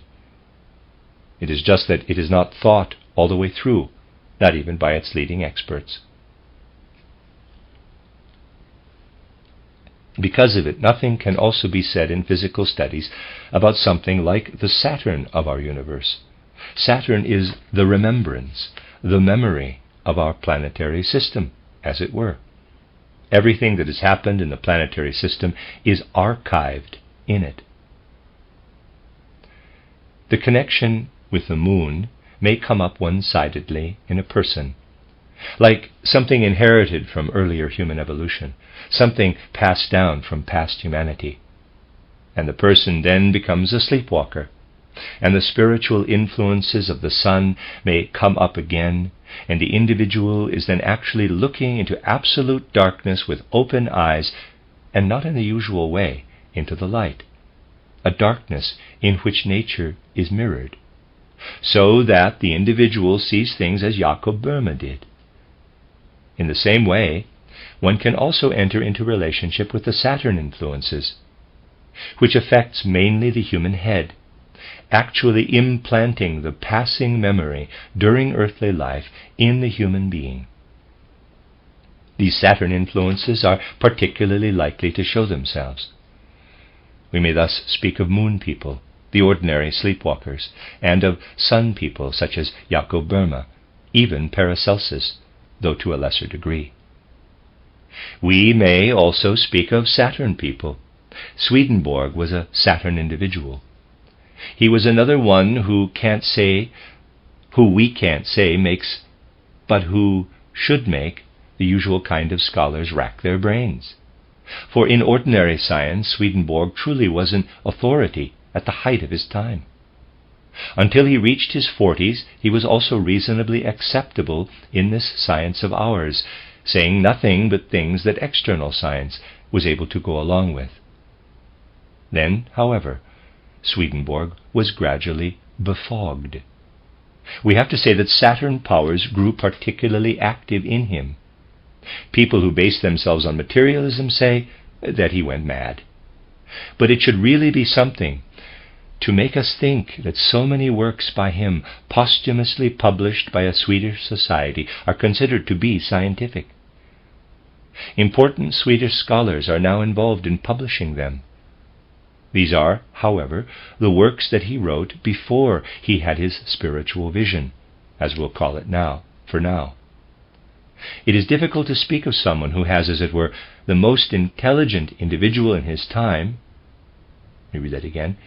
It is difficult to speak of someone who was, as it were, the most intelligent individual in his time until he came into his 40s, and with regard to whom one really has to say in later years, quote, "He's a fool, to put it mildly," close quote. Swedenborg absolutely did not grow more stupid, but there was a particular moment, just when he had risen to the pinnacle of the ordinary science of his time, when he began to see into the spiritual world. As this took hold of his head, the organ, as it were, which he truly had developed quite specifically, he was able to look in his own way, not the way in which Jakob Böhme saw the inner secrets of nature mirrored in the darkness, into the immediate ether, there where the images of higher spirituality appear in the ether. He described this spiritual world very much in his own way. His vision was not as he had imagined. The spirits to which he refers are different. Yet he did not just see these spirits mirrored by the earth, but he saw their influences in the ether. He saw ether configurations. Those were the acts of the spirit, which did not become visible themselves, in the earth's ether. Jakob Böhme saw nature mirrored. Swedenborg saw what the spirits brought about in the ether, spirits of which he saw only the influences they had. So, when Swedenborg describes angels, these are not angels, but configurations in the ether. These were, however, brought about by angels, a reflection of what the angel does. It is always important to consider the reality of such things. It is wrong, of course, to say that Swedenborg saw the spiritual world as such, for he did not have that power. But he did see something that was real. The ordinary sleepwalker the moon-sick individual, does something real. He does with his physical body what he should only be doing with his astral body. Jakob Böhme first saw in such a way with his physical body, above all with the arrangement of his eyes, that he excluded the physical, looking into darkness, but saw the light in the darkness, mirroring the nature spirits. Swedenborg did not see mirror images, but the ether images of a higher spiritual existence. So there are stages from the unseeing, automatic state of being filled with the spirit of the sleepwalker to what I'd call the natural second sight of Jakob Böhme, who did not see the outer aspect of nature, but the reflection of the inner aspect, and all the way up to Swedenborg, who saw not mirror images, but reality in the ether, the images, not mirror images, of the activities or proceedings up above in the higher spiritual region. We see, therefore, that we may speak of a human past and present, with the past still to be found in the present, with definite signs, like a legacy, taking the form of abnormal states which need to be understood.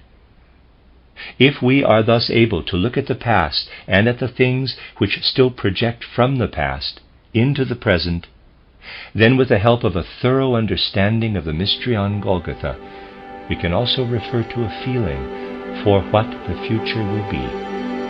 This will be in tomorrow's lecture.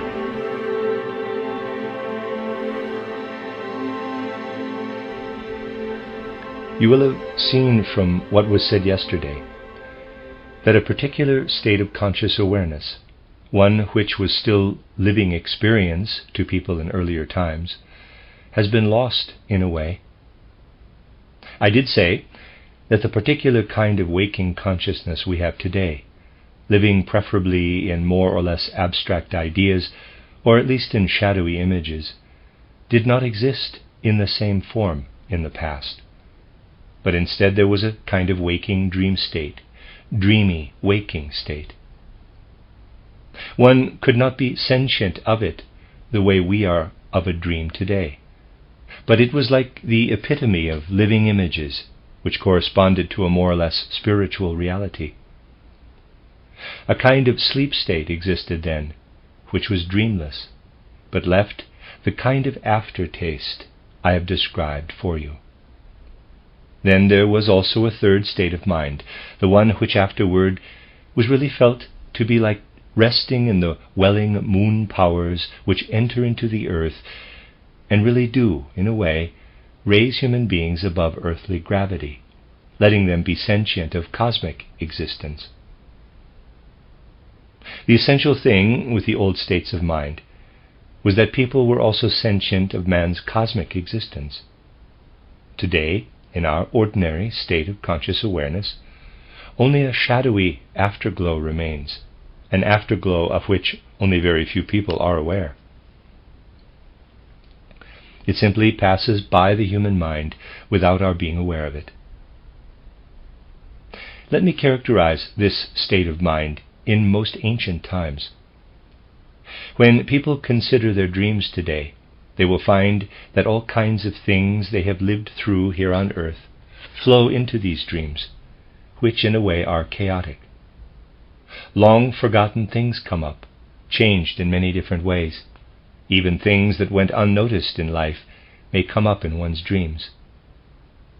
The times when these things happened are also mixed up in all kinds of ways. But when one goes into these dream experiences in more detail, one will discover something most peculiar. One will find that essentially everything that comes up as part of the dream is in some way, however tenuously, connected with events in the last 3 days. You may dream that something has come up again which you may have lived through 25 years ago. It is there, full of life, with perhaps some slight changes, but it is there. Yet, if you look at it a bit more closely, you will always discover something like the following. Someone comes into this dream which brings back an event that was 25 years ago. To be really abstract, Let us say this person is called Edward. You will at least find that somewhere you heard the word Edward, even if only a whisper passing your ear, or have read it quietly moving past your eye. Any event, however insignificant or remote, that comes up in a dream will be connected with something or other from the last 3 days. This is because human beings really bear experiences of 2, 3, or 4 days ago. Such times can only be approximate. In them, in a wholly different way from the way they do anything that happened earlier than that. Human beings initially take their perceptions up into their astral organism and their capital I organism. The events perceived will at first live a life that is directly connected with their conscious awareness. Anything experienced in the course of 3 days touches our feelings in a much more intense way than do events that lie more than 3 days back. As I said, in ordinary life, we do not pay attention to these things, but they are something real after all. The reason is that anything by way of perceptions or thought processes taken into the human astral organism and into the I organism has to be impressed into the ether body, or body of creative powers, and also, at least in some respect, into the physical body. The making of this impression takes 2, 3, 4 days, so that we have taken something we have experienced 2 or 3 times through the night before it has been impressed in the ether body and in the physical body. Only then may it be said to have become so fixed, at least in the ether body, that it can now be permanently remembered thought for us. There really is a continuous inner interaction in human beings, a kind of struggle between the astral body and the ether body. And the outcome of the struggle is always that something which the individual had initially experienced as a spirit, endowed with conscious awareness, imprints, configures itself into the denser, more material elements of his essential nature. After 3 or 4 days, we then take something which before had been just a passing sensory experience with us, as an entry made, as it were, in our ether or creative powers body and in our physical body. Do consider, as I give this description, how little of this people are actually aware of at the present time. Let me read that again. Do consider, as I give this description, how little of this people are actually aware of at the present time. Yet it is something that goes on all the time in the life of the human mind and also of the body. Every experience we perceive must essentially wait for 3 or 4 days before it is wholly ours. It swings to and fro between astral body and ether body, and in a way does not really know if it will indeed be imprinted in the ether body, and with this also in the physical body. For something happens there that is really extraordinarily important. Just consider that only the I and the astral body are our true self. We cannot say that the ether body is ours. People of this materialistic age are presumptive enough to declare their ether body, and above all their physical body, to be their body. But those bodies actually belong wholly to the cosmos. When something we experience in the I and astral body is handed over to the ether body and physical body in 3 or 4 days' time, it is no longer ours alone, but belongs to the cosmos. It is really only for 3 days that we can say that something we have dealt with in the world has significance only for us. In 3 or 4 days' time, we have inscribed it in the universe. It rests in the universe, belonging not only to us, but also to the gods. In very early times of human evolution, the state of conscious awareness that was deeper than sleep and has now been lost, gave people distinct sentience of this strange fact. And the initiates were able to say what was really behind this strange sentience. Above all, in the period of which I spoke yesterday, that of Egypto-Chaldean civilization, it was merely a dim feeling that people had.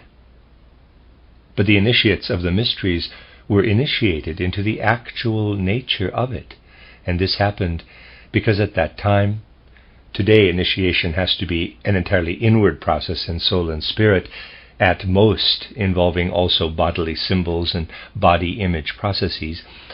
Initiation was essentially an external process, with the external changes then also changing the inner aspects. In many cases, initiation was such, I am giving one example but could also give others, that the initiand was for about 3 days taken by his initiators into a state that has really been lost today. He was in that state for 3 days, to live through the things that a human being goes through in the world outside the human being for those 3 days, and how this passed over, as it were, into the actual nature of the human being. The initiated individual arrived at the view as to what an idea, sentience, a feeling for facts goes through before a person can make it his own. But what came up there was in a state that was so much hidden within this wisdom and does contain elements of extraordinary significance, so significant that modern materialists have not the least idea of it. It is the following. It will be easiest for me to help you to understand what was achieved with this initiation, where the initiand was kept in a state of dim consciousness for 3 days, if I first remind you of the life in dreams that everyone still knows today. Yes, the life in dreams is something that needs to be studied in detail. We must, of course, avoid all the superstition. And this must be understood if one goes deeply into dream life, taking a pure view, the view where one is seeking to gain genuine knowledge. But it is something which has extraordinary depth. How does this dream life actually show itself? Well, we know many different kinds of dreams, but let us concentrate on the kind of dream that is a reminiscence of past events. The images of those events come up in these dreams. How do they present? Well, you know that they have been transformed to a great and extraordinarily great degree. It can certainly be the case that someone who perhaps has not the least prospect of ever doing such a thing in his real life dreams that as a tailor he has to make a ceremonial coat for a high-ranking minister. He may not have the least prospect of doing so, but he is always making and has always made coats, perhaps even coats he was pleased with. Well, all kinds of things may play into such a dream. Perhaps the individual concerned was the servant of a Roman senator in a previous life on earth and had to dress the senator in his toga. Dim powers of sentience remain, and something he is going through in this life is tinged with something that shines across from earlier lives on earth. I have referred to only one of the causes for dreams changing in content, but still they do change greatly, which is something we all know. And one really has to ask oneself, quote, what do these dreams contain? What is active in them? Close quote. It is, after all, external events which trigger such dreams, but these external events have been completely transformed in the dream. Why is that so? You see, it comes from something which the natural scientific view would never let us dream of the least little bit today. This is because the laws accepted in natural science today are looked for everywhere in the outside world, by observation and experimentation. These natural laws to which I am referring come to a halt as soon as they reach the human skin. If someone believes that the natural laws he establishes in his laboratory also act within boundaries set by the human skin, he is definitely on the wrong track. It is not only that the substances taken into his organism are changed within it.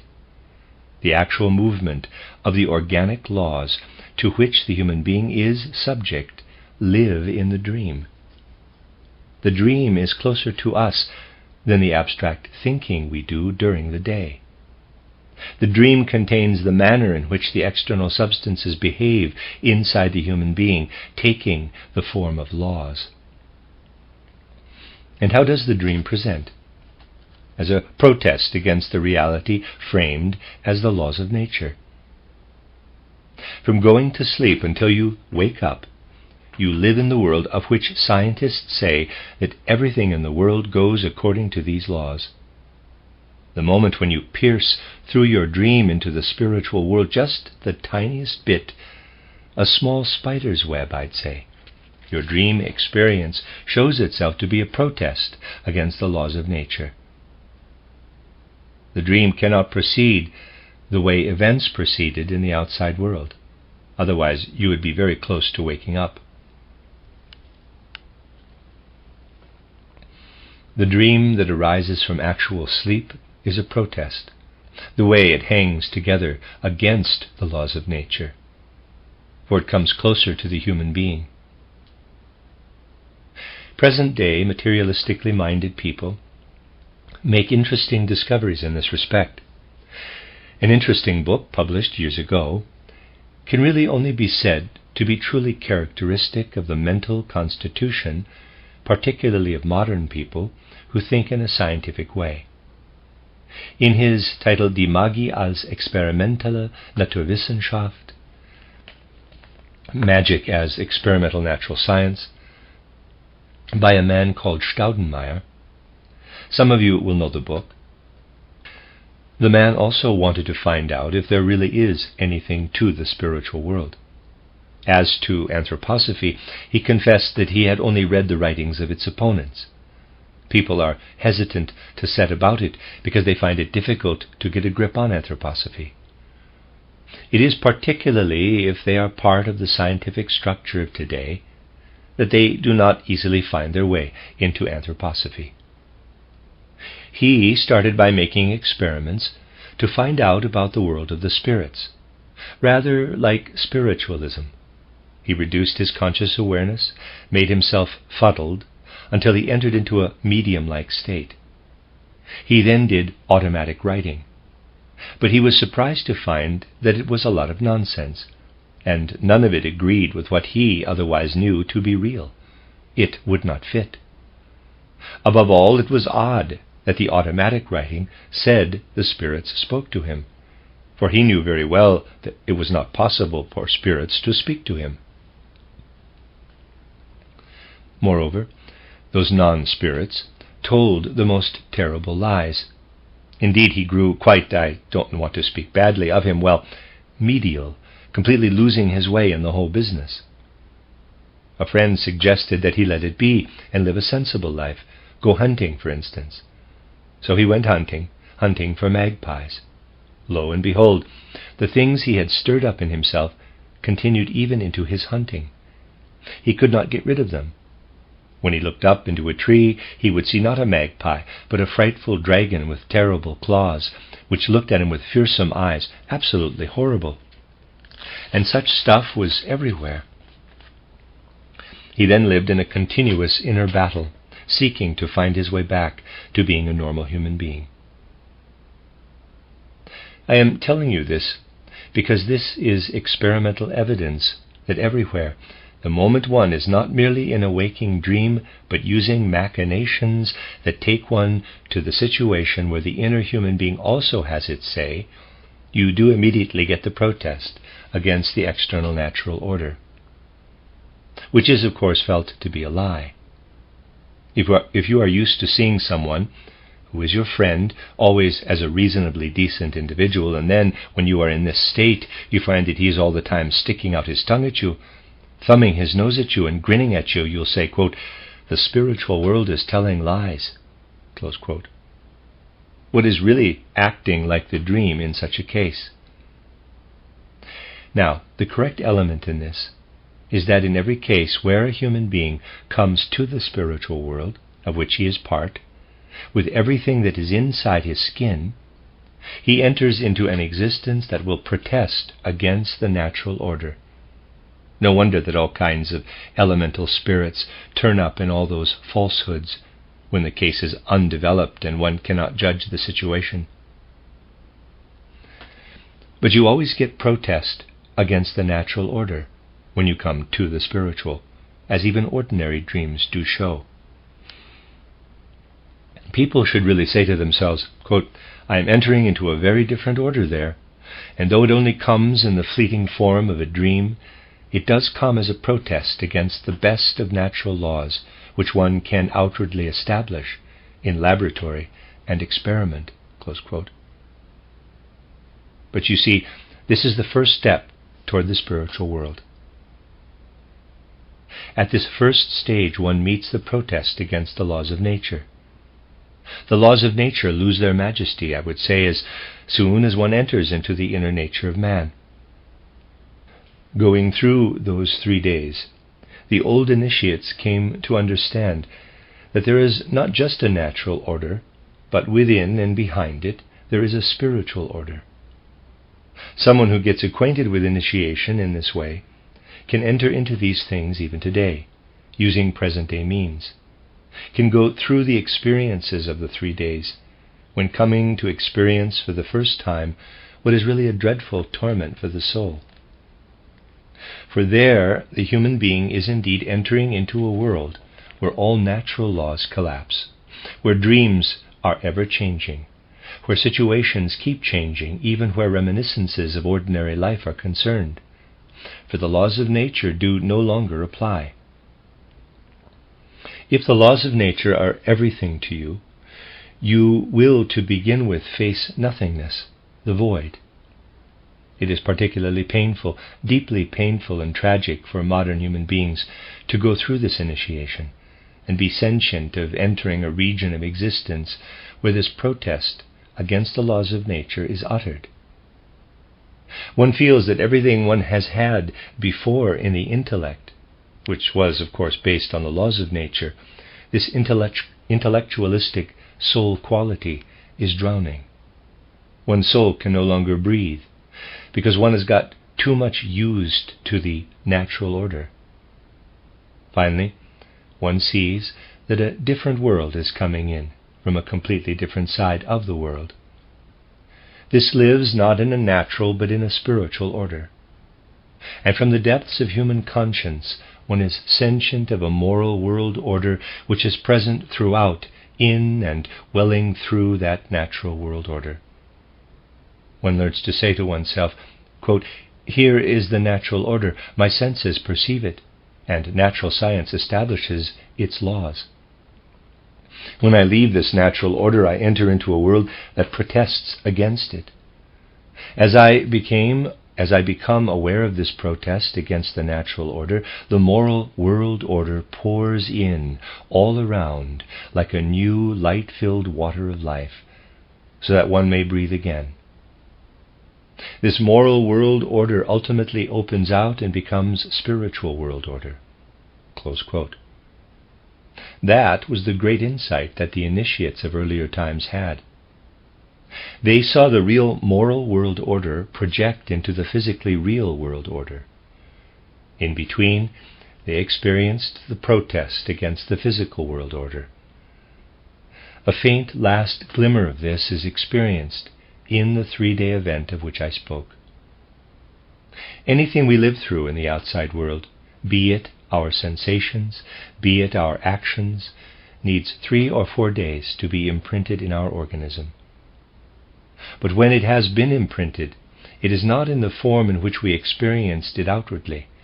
It is imprinted as an impulse that calls for a moral development, which is entirely different in its laws from the natural order. If someone were to see what has become of his experiences within him after those 3 days, he would say to himself, quote, something I lived through in a natural way, in earthly existence, has become imprinted in the eternal core of my being. It is no less real than it was in the outside world, but now lives in me as the impulse of a moral world order, following which I now go further out on the ocean of life." Close quote. In this way we bear within us the moral causes of our later life, and these have evolved from the events we experienced in the natural world. However, in the last periods of human evolution, the situation was that as the human being entered into that sub-sleep, as I call it, into the state of being embraced by the earth, he was entering into the external ether. There the things he'd experienced were balanced out with the external ether.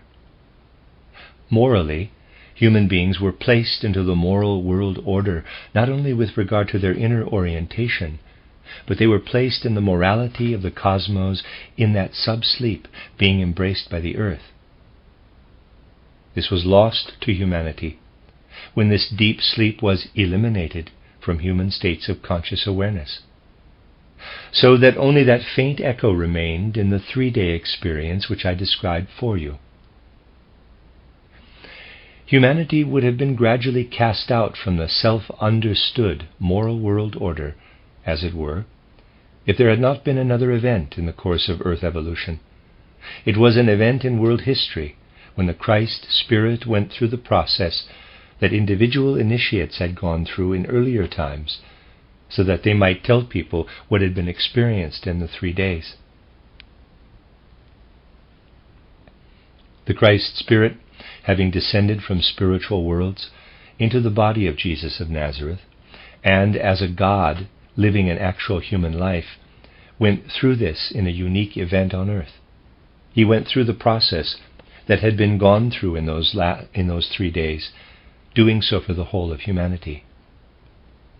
The knowledge that before could be gained through the very deep sleep, coming to man not consciously, but at least subconsciously, something human beings had gone through in a wholly nature-related way, had to be gone through so that human beings might be able to connect with the deed that the Christ did for earthly humanity in the mystery on Golgotha. That was the deed God did on our behalf.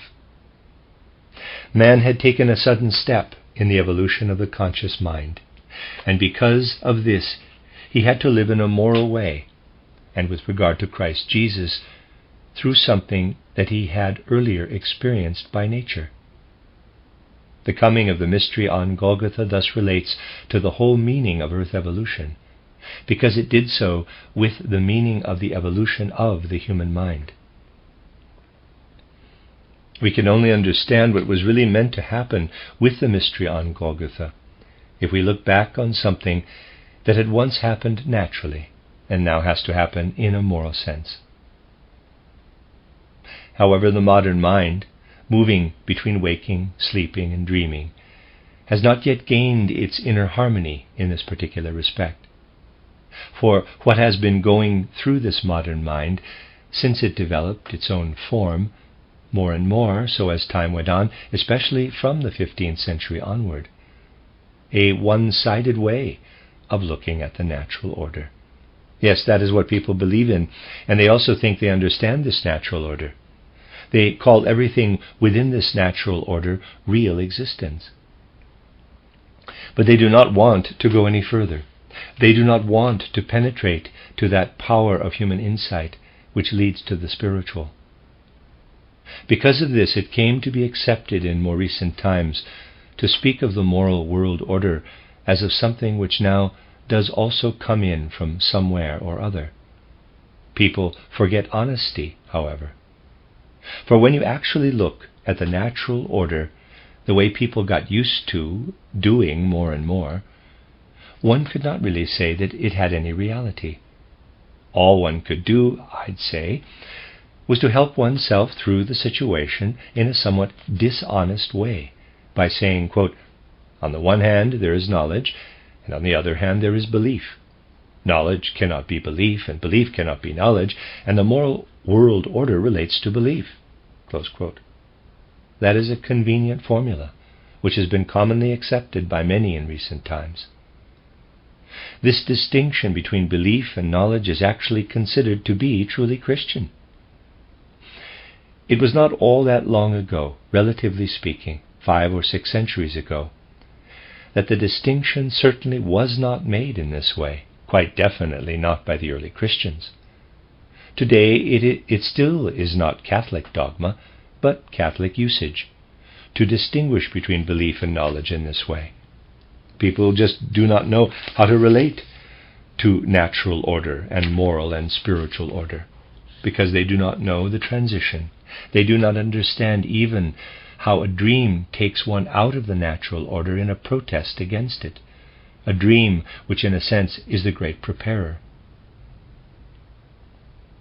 When we have gone through this preparation, we may come upon the principle which is moral world order, because it is spiritual moral world order. A satisfying view on these things can really only be gained if we take an unbiased look into the human past and into something that does not yet exist in the present. Otherwise, even the historical documents from the most ancient times will basically continue to be something you stare at but certainly do not understand. You see, this morning people talked in many ways about the people who oppose anthroposophy. There are things we can say in favor of these opponents, but not for the good. With the things the opponents are saying about anthroposophy, one, well, at least I, must sometimes recall an anecdote, which is said to be based on the truth. Kuno Fischer, the well-known professor, liked to tell it on many occasions. He said that he had 2 colleagues at school who lived together, may have been brothers. They had an uncle who was an out-and-out simpleton. The time came when they were learning about logarithms in mathematics and needed to buy logarithm tables. The uncle took a look at these tables. He saw nothing but figures on them, and so he asked these schoolboys, his nephews, what kind of figures these were. They had no idea how to introduce him to logarithms. Finally, one of the 2 young rogues had an idea. Quote, "Yes, those are all the house numbers in Europe." Close quote. The uncle believed him and decided that this was really quite useful, to know all the house numbers in London, Paris, and so on instantly. You see, just as this uncle regarded the logarithm tables, so do people look at these ancient documents without any inner vision as to what they tell. The scholars who are currently publishing them ultimately also have nothing else to say about them. But what the uncle did about the logarithms, thinking them to be house numbers throughout Europe. One really has to know how far the way of seeing this, which is possible with abstract thought, is removed from the spiritual reality. This is something one must be really clear about in one's mind. One must have the courage for this. Otherwise one will fail to understand how present-day humanity has developed from a past that was very different. We are really living in an age now where the present way of living through sleep, waking, and dreaming leads to inner conflict in many different ways for anyone who is able to practice self-observation and above all self-determination. Just as that deep sleep crumbled away from humanity, a sleep that had held so much significance for people in past ages, when the initiate had to explain the nature of what human beings went through in that deep sleep, so does present-day sleep now crumble away. It is not that people would in future dream all night, but they are really going through this stage in such a way that their dreams get duller. In early times they were waking dreams, and these have become our way of having abstract ideas. In the same way, the chaotic dreams of today will grow dim and dull, and people will have this dull dream sleep. They will not have conscious awareness of the dream. Above this will be the present-day waking stage with abstract thinking called logical. Then, however, there will be a hyper-awareness, and this already comes for those who understand these things. This hyper-awareness concerns itself above all with the human will, and with the effect that the will can have as it moves upon the nervous system. If you observe the untrammeled way in which the human will unfolds, doing so in the widest horizons, and understand it using initiation science, you will see how a heralding of hyper-awareness, a higher form of conscious awareness than the usual waking state of mind, is entering into what souls bring to expression, even going as far as states of physical sickness. However, people do not yet want to live with this, for they can only experience it if they make spiritual science their own. This spiritual science where one has to think in a very different way from that used in the everyday world. A spiritual science which truly is much more practical than the theoretical life practice of today, which is really the most profound non-practice. This spiritual science actually adds a thinking that is inwardly alive to the ordinary abstract way of thinking. This is not something we can add at will and leave aside at will. It is something which results, arises, for a particular organization appears in humanity which did not exist in earlier times. At present we have the first beginnings of it. The blood circulation in man's organs of movement, arms, legs, hands, feet, is progressively changing. Man is changing. The condition we often refer to as nervousness today reflects the fact that some kind of higher state wants to enter into man, but man is not yet accepting it. This makes people restless because it is still alien to them. They will only come to rest when they have made it their own. We can thus see a further 3 states of mind that lie ahead for humanity, with the human race working its way toward them: a dull dream sleep, a waking state, and being hyper-awake. The reason why so much is shaking and rattling humanity in external life situations is that humanity is resisting, mostly unconsciously, the change that wants to come from spiritual worlds. It will come, however. It wants to come. Above all, it does want to get to the human will. Human beings will have to understand in a very different way than they are prepared to do today that when it comes to the spirit, the region has to be passed where protest arises against the laws of nature. Human beings will only come to understand the future going via the mystery on Golgotha if they will be able to rise to the insight that the subject of the mystery on Golgotha cannot be grasped through natural science, but can be grasped with the power one develops by properly understanding the stage of mere dreaming, which tells of the natural process, and progressing to understanding the other shore of existence. The elements of understanding which are right for future understanding of the mystery on Golgotha must be gathered from the spiritual shore of existence. It will be essential to position the things which human beings can experience in the present time between the past and the future, and that human beings come to feel themselves to be a transition from this past into the future. They will then also be able to gain more and more understanding for the way of working with spiritual as well as natural truths. It is easy to understand the error people fall into, for things which are wrong can be so tremendously logical. People fail to consider that things which are wrong can be so tremendously logical. Surely nothing can be more logical than to observe approximately how long some sedimentary rock needs to reach a particular thickness. The most natural way must surely be to calculate that if some geological stratum has such and such a depth, we multiply the small depths with the figure of how many times it fits into the great depth. You will get so and so many years.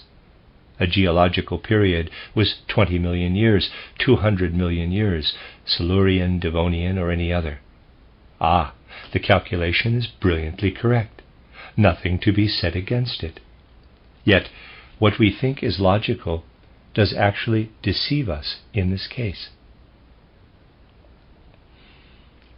This kind of logic always reminds me of the logic which one of the greatest mathematicians of all times once applied to his own life. When he had reached a considerable age, he suddenly developed a lung disease. He knew many medical people, and through these connections arrived at an idea of how many small abscesses he would have to cough up to get rid of his lung disease. It was a matter of how the lung continues to develop. He arrived at a figure of 15 years. So, all would be well in 15 years' time. Only he died 2 years later. That, you see, is reality. The other thing was logic. That is also how reality declares to logic in the whole of the cosmic universe. Read that again. That is also how reality relates to logic in the whole of the cosmic universe. It is incredibly easy to prove things, for logic must not be attacked but defended. It has to be expressly said to be correct. It is just as correct as when someone works out, quote, "My heart goes through a particular process of development. At a certain time it will have reached a particular state. I calculate how long it may take until it reaches this stage, 300 years. I then go back 300 years, working out what my heart was like 300 years ago." Close quote. The problem is that, as a physical human being, I did not live with this physical heart 300 years ago, nor will I be alive in 300 years' time. The earth also did not exist at the times calculated by geologists, for it needs the spiritual order to perceive what the earth has gone through in the past. That is what is so beguiling about modern science, that things which are illusionary can be so easily proved, but that the proofs tell us nothing about the truth. Today human beings are therefore living in fear, not consciously so, for they do not wish it, but subconsciously. Fear that the truth must really be lost to them. We see this fear shimmer out from many things people say today. Essentially, those who develop philosophies of life on the basis of materialism do not feel very comfortable with them. They feel some anxiety everywhere about boundaries which they do not want to cross. Though, on the other hand, these boundaries present terrible obstacles to living a fully human life. People do have a feeling that if they accept only the natural order, they cannot really live with this, and that above all such natural order as we take up into our life of ideas cannot lead to artistic and religious sentience and ideas that have genuine inwardness. We must not forget that the religious system we have today comes from times when human beings fathomed the cosmic world out of that deep sleep. All our religious institutions are from those ancient times. The religious institutions, not the mystery on Golgotha. That does not depend on any kind of religious view. It is a fact that has taken its place in earth evolution. This must be grasped also in the states of mind, which are now only in preparation. The religion creative faculty of humanity has been unfruitful for many centuries, and indeed millennia. Genuine artistic powers have remained unfruitful. Apart from just a few renaissances, we are not really living in originally elementary creativeness. Yet this wants to come into our time, and the human discomfort, which is the most marked phenomenon in our civilization, represents the birth pangs, as it were, of a new era on a scientific, a new era on an artistic, a new era on a social, religious, moral basis, the future of humanity. This must above all be close to our hearts, for humanity must live toward that future. At no other time was the human ear less inclined to hear initiation science. In a way, we may also say that at no other time did humanity have greater need of this than today. This is the reason why, specifically for this conference, I wanted to speak about the past, present, and future of man, considering the development of the human mind. With only 3 lectures, it had to be rather sketchy, but individuals can develop the things I have said further for themselves. It seems to me that the conscious mind, being closest to individual human nature, is also the one thing that will most easily bear fruit for the individual, stimulating him so that he will enter more and more into spiritual experience as such. The people of our time need this kind of spiritual life, not materialistic life, so that they may be the human beings of the future. Because human beings have come to think and form ideas in an abstract, powerless way. I would say all inner ways of life they have developed have become such, for the time being, that with present-day education it really is the case that to speak to them of things of the spirit has the same effect as speaking of logarithm tables to the simple-minded uncle. What mighty signs do, after all, come up here or there for the desire of the spiritual world to come in, people misinterpret this, as if they were the house numbers of Europe. A slightly far-fetched comparison, but understandable in view of what I've been saying. The general lifestyle, or rather way of judging life, also enters into the most scientific thinking, and there turns into not just bourgeois, but the lowest form of humanity, lacking in all imagination to the nth degree, moral hypocrisy dressed up and embroidered scientifically. If ever something wants to emerge, even just a trace of it, people consider it to be something which from the materialistic point of view and good common sense can only be said to be crazy. In this case, too, there is a nice story based on reality. In the early 1840s, the philosopher Schelling, grown old by then, was called from Munich to Berlin. He had been silent for a long time. A man with a great reputation, he was to present positive philosophy in contrast to negative philosophy, a term he was himself using. His intention was to evolve the development, at least of the spiritual life of humanity, the development of the mysteries and of religion, going infinitely deeper at that time at Berlin University than anyone has done even to this day. When Schelling gave his first lecture in Berlin, the most illuminated minds were sitting in the front row. Certainly no students, but the professors from all faculties, leading educators, the most illustrious representatives of academic life. The students sat at the very back, and the audience was actually waiting, insofar as one could honestly wait there, for the fulfillment to be brought by this man of renown. Yet faces grew longer and longer as Schelling gave his first lecture. He did speak of the spirit in a special way.